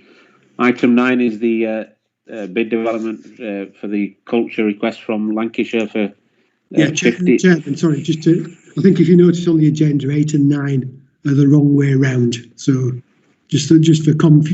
Right. Yeah. Now I know. Right. Well, we've dealt with 9, so we're going back to the Lancashire culture bid. I mean, this was a request. I mean, I had a presentation as leader, I think it was pre-COVID actually, where the UK City of Culture bid was going to go in, and subsequently they've now asked us whether we'd like to cough up £50,000. My own view is that we don't, but I said I'd bring it to this committee for a resolution. David?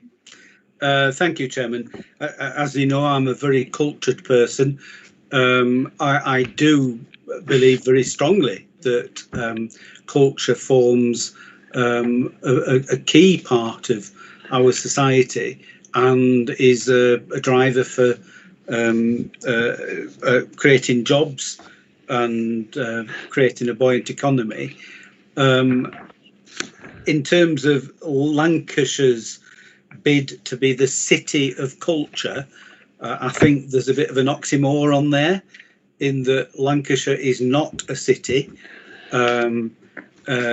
If Lancashire is treated as a city, I suspect that all the money would be spent in Preston that thinks it's a city, and the Pendle and people in Pendle would see the dregs.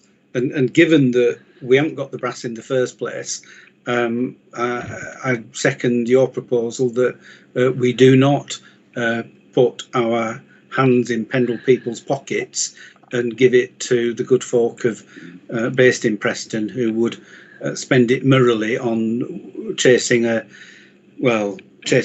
if you ask me. Okay. Mike, is that an old hand I can see? No, it's a new one.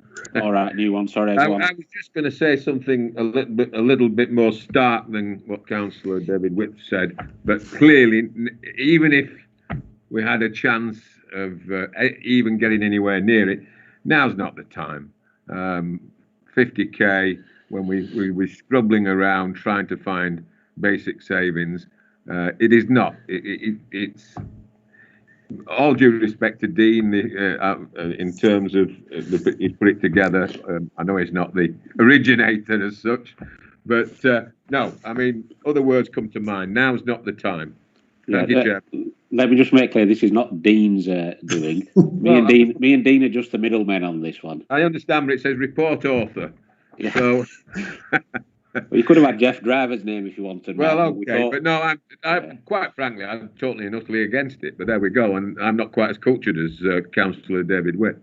Okay, Nina, you wanted to add anything, or you just? Yeah, I just wanted to provide a bit of balance, I suppose. But I accept where members are going with this, because I mean, it's not for me to be torn on this, because I think people know my views on culture, I suppose. But I think that one of the arguments here is this is we're bang in the middle of this COVID pandemic, and it's very dire, and it's not good news all the time. And what you have here is kind of hope in a report that says, you know, there's this City of Culture bid, and I take David's point about, well, Lancashire's not a city, is it? Of course, but I think the proposition that's set out, the virtual cities, I think quite a good one, actually. I mean, to convince me, it's quite good. I think you have to go a long way, but I do think it's quite a good concept, actually.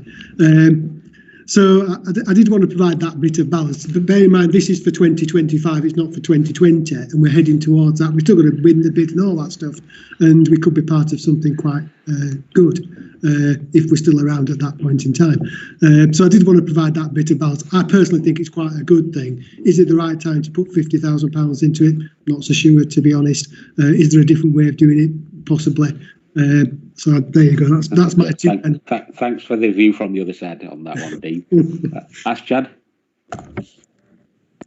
Sorry, thanks, Chair. No, it was something I wanted to clarify on the previous agenda item. If I can come back after this one, please. All right. Okay. I wouldn't normally allow it, but I'll allow you. Is there anybody else who wants to endorse what Dean is saying? No, he's a lone voice. That's fine. Thank you very much. Go on, Ashad, what do you want to clarify quickly? So just clarify, you know, obviously we said of the big ticket items, we're going to put on hold. But you know the cemetery charges, is that? Yeah, that's the big ticket items. That's so on hold. We're not increasing that at this stage. No, fair enough. No. Just want to just double checking. Okay, that's fine. Next item is item 10, Lancashire Industrial Estate. Just to give people context, I mean, we've been dealing with phase 1 for a while, and Peter Heap is somebody who's been on the site previously, had approached the council and we had a discussion as members of Pearl, and to sell some small plot of land to Peter Heap to ensure that his business thrives as well. The delegation is given to Dean to agree the final value, and I think that's a fair reflection in terms of the transparency. So I'm happy to move the recommendations as they set out. David?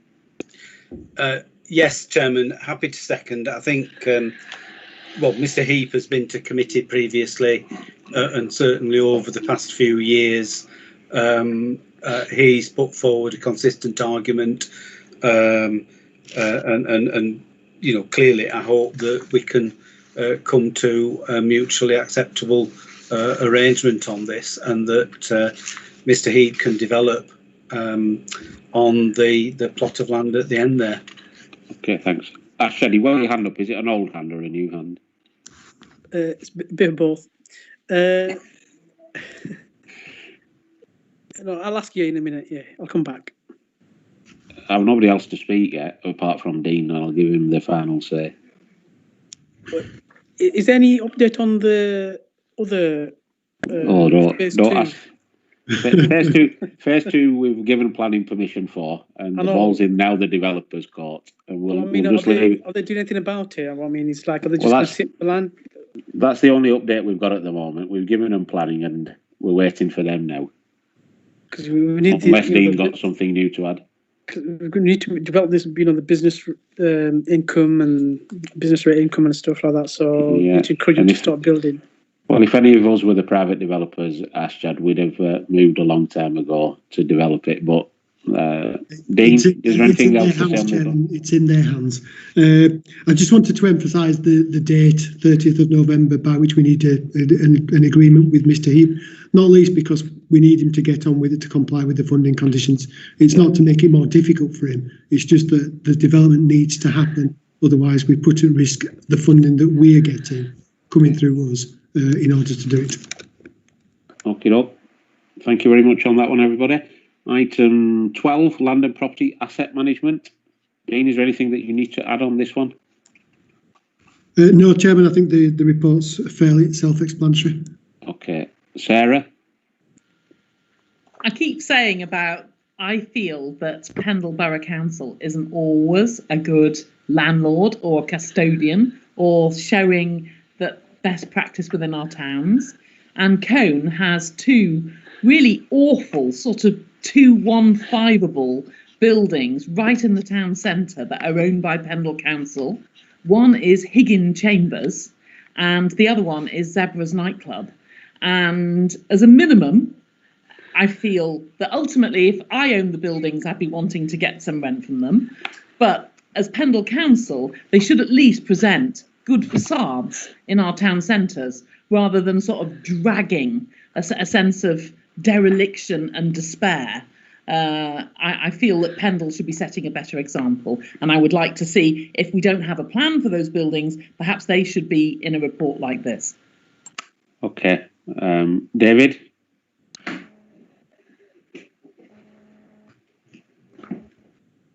Sorry, Chairman, I was just making a note of what Councillor Coburn-Price was saying there. Chairman, just as far as the Tyseley Grove land at Avey is concerned, it's been recognised that that's a thin strip which would be quite difficult to develop, and the other ones there are similarly difficult. That we had an email circulated today, and I'm just wondering whether all committee members have seen that. Where was that from? Well, hang on a minute. Am I in the right item? No, sorry. No, that's the next item. It's the next item, is that one? Yeah.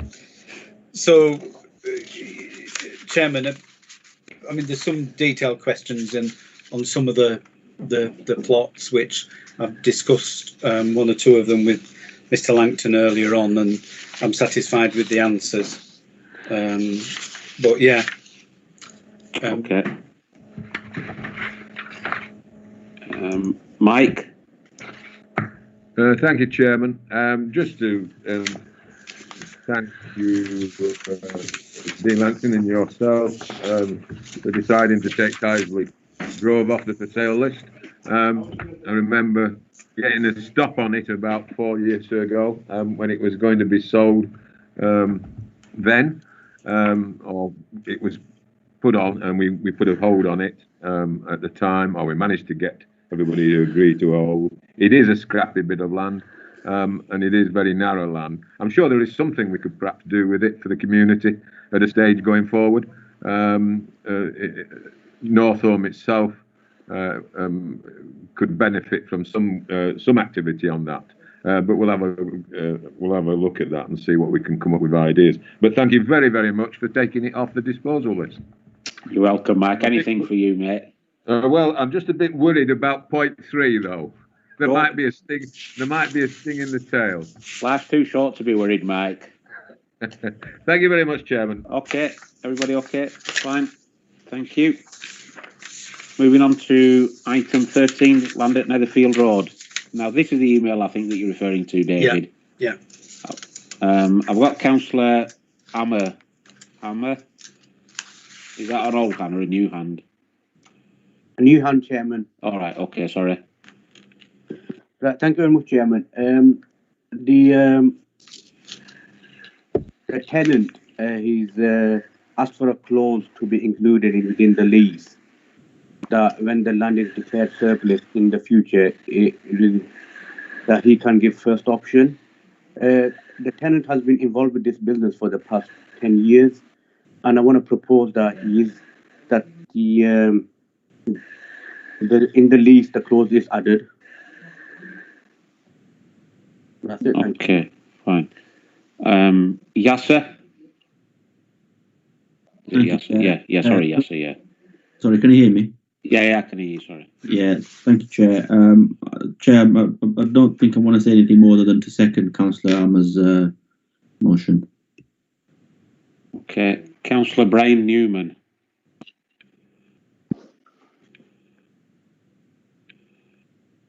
Brian, you're on mute, mate. No, I'm right. It should be right now, is it? Yeah. Can you hear me now? Right, yeah. I've been looking at this one here in Nelson. I think we should support this gentleman because we are lacking in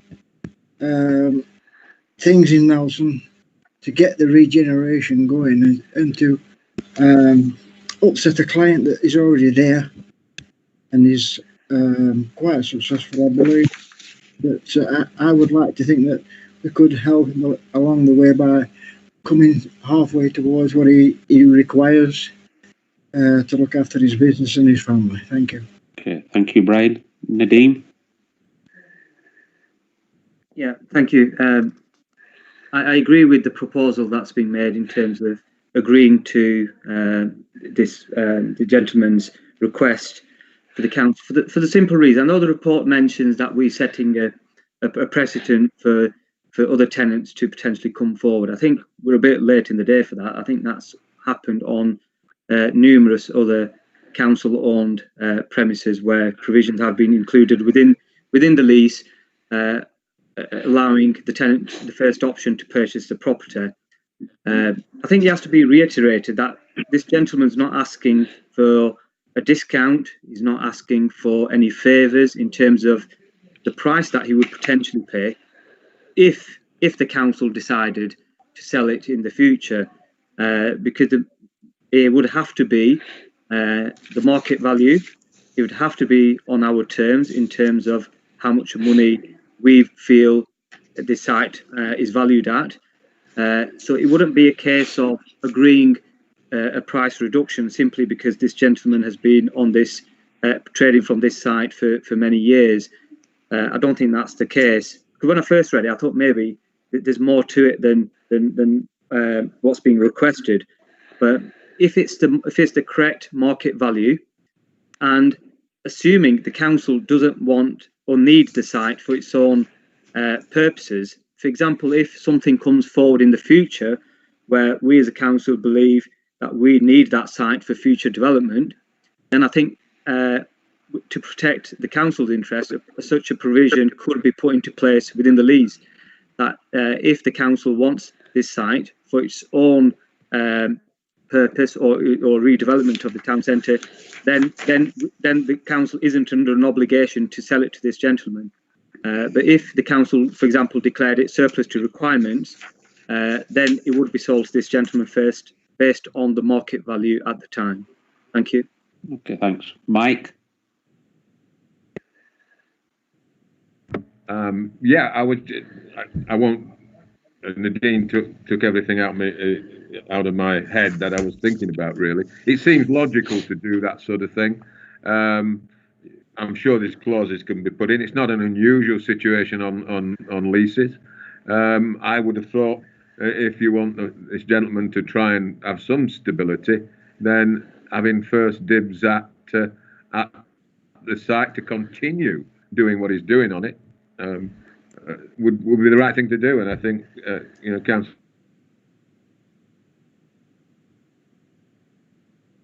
recommendation. Thank you, Chairman. Okay. Anybody against what's been moved? Councillors? No, I'm getting a silence. That's fine. Thank you. Chairman, can I just say, I sense the mood of the meeting, and I get that. Just one thing just to bear in mind, and perhaps one thing that just help me with, if it is declared surplus and we do sell it to Mr. Khan because he has the option to buy, one thing I would like is if in the event we need it for future development, whether we're allowed to have a clause that allows us to buy it back again at market value.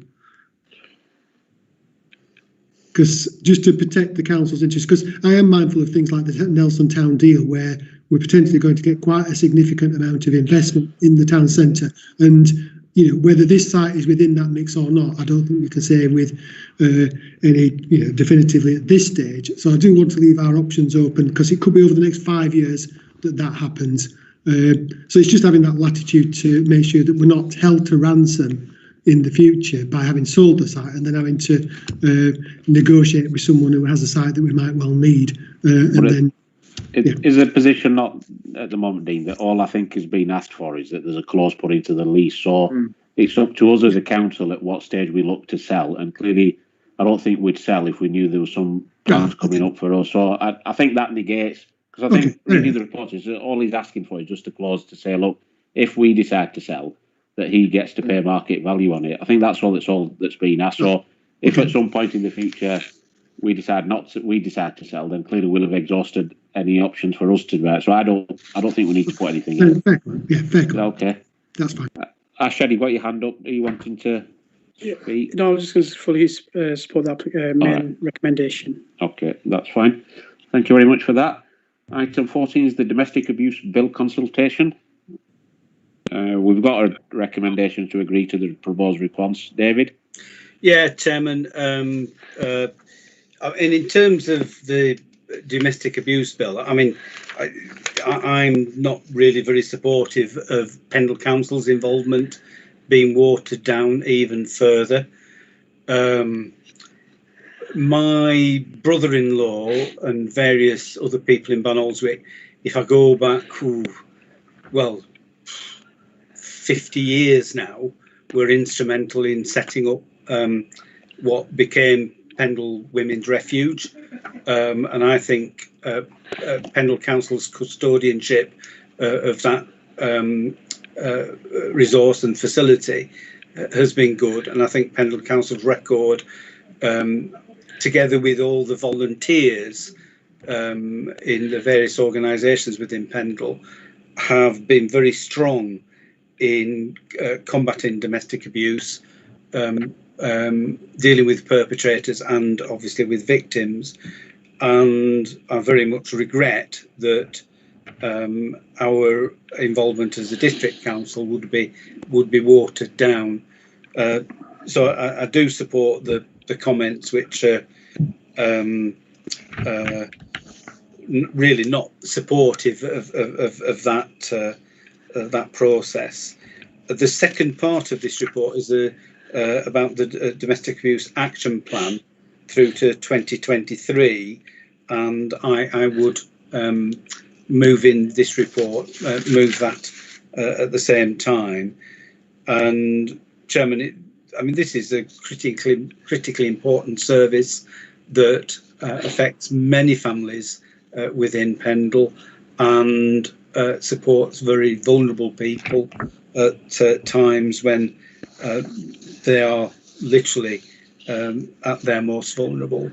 And it's critical that we put as much effort into this as we possibly can, given the limited resources that we have, and we should support those people in the voluntary and community sector who do so much on our behalf.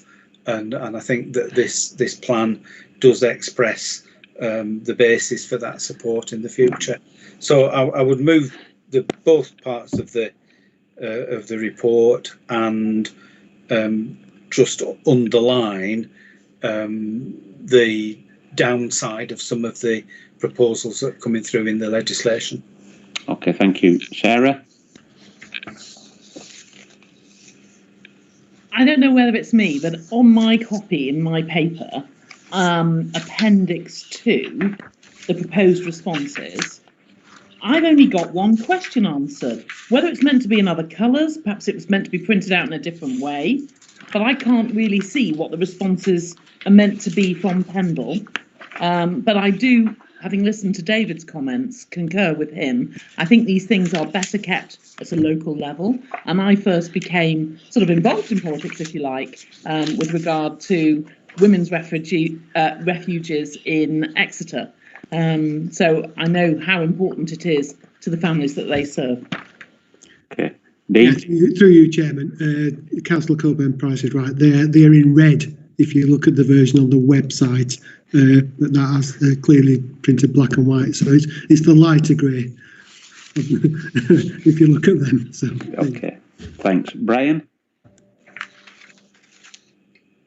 Brian, you've muted yourself.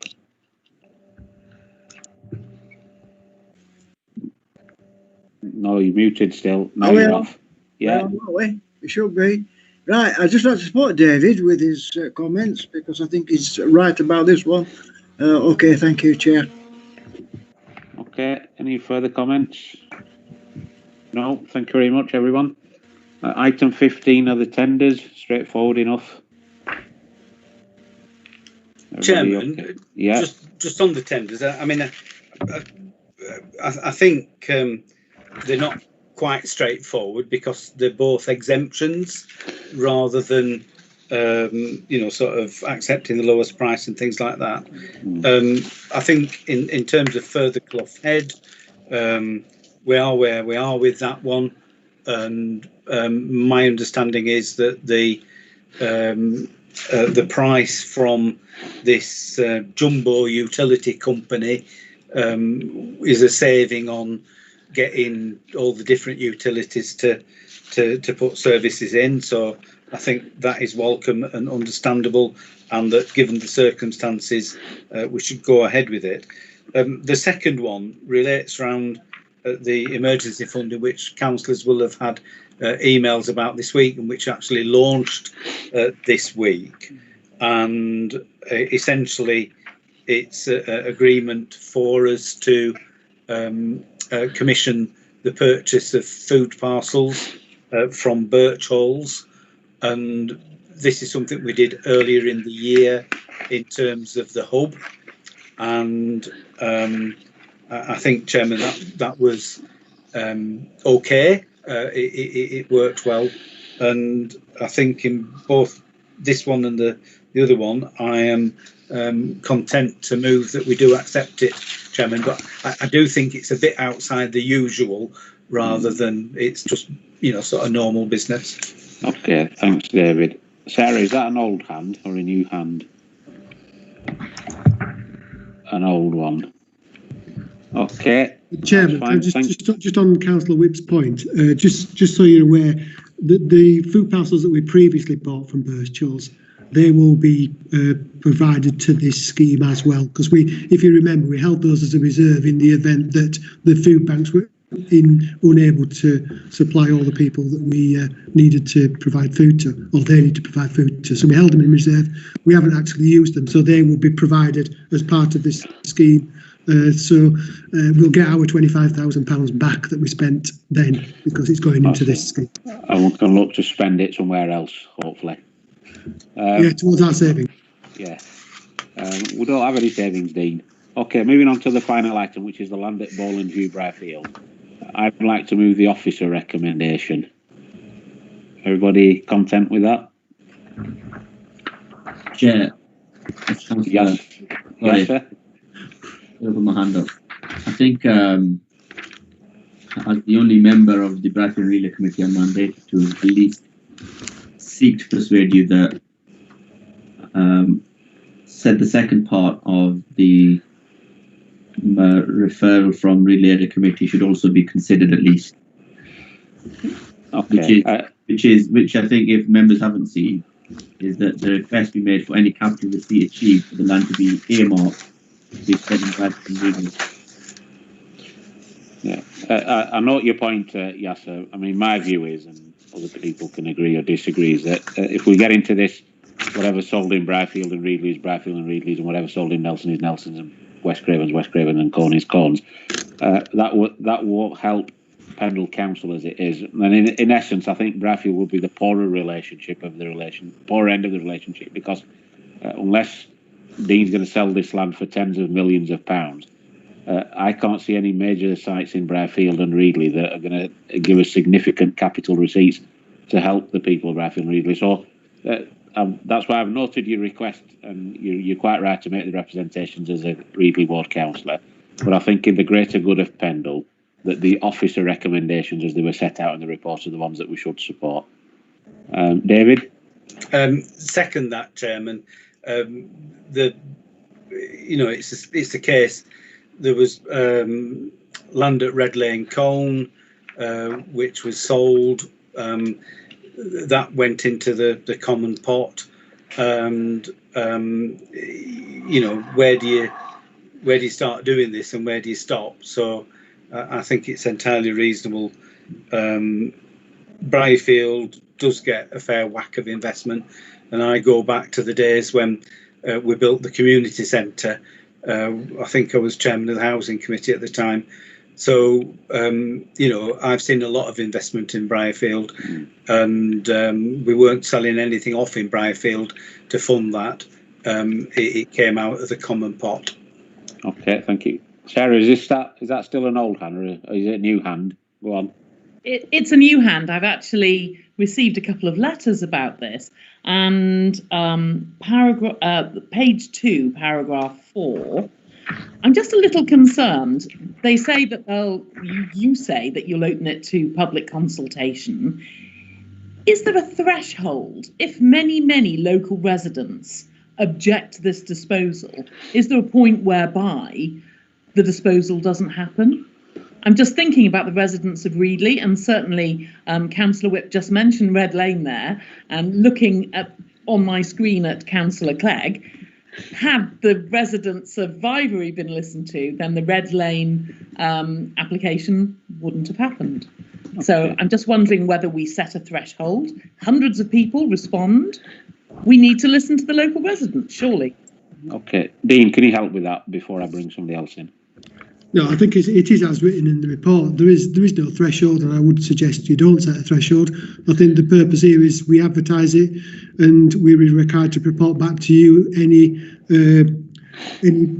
people responding to that before you then, if there's an issue around the disposal of the open space. But it's only a matter of reporting back to you that there are any objections to that, and then you will determine as a committee what you want to do then. Okay, Sarah. Okay, Nadine. I was going to make a similar point to what Sarah's made, but I see Dean's point. But my concern is, how are we going to decide whether the residents who possibly may object, how do we consider that to be as a significant number of people to come to a conclusion that then we decide that we're not going to dispose of this site because members of the public have objected. I don't know how we'll do that, but anyway, that's, I suppose, once we've done the consultation, we'll see what comes back. But in terms of what's being asked for by the Brownfields Relay Committee in terms of funding going, I mean, recently, for example, we've sold we're in the process of dealing with the Funfair site. I mean, in the short term, yes, we could say yes, we've sold this bit of land in, say, for example, Nelson, and we want to keep the money. But we are Pendle Council, we are one borough, and then where do we draw the line? So I don't think we can accept that request. Okay, I think so. The recommendation as the written on the report is agreed. And that concludes the meeting, ladies and gentlemen. Thank you very much for your indulgence, and have I'm going to say, I keep saying this, have a safe journey home, but yeah, have a safe journey to wherever you're doing for the rest of the evening. Thanks Some of that to go home, Chairman. Thank you. Good night. Bye bye. Good night. Thank you, Chairman. Take care, everybody.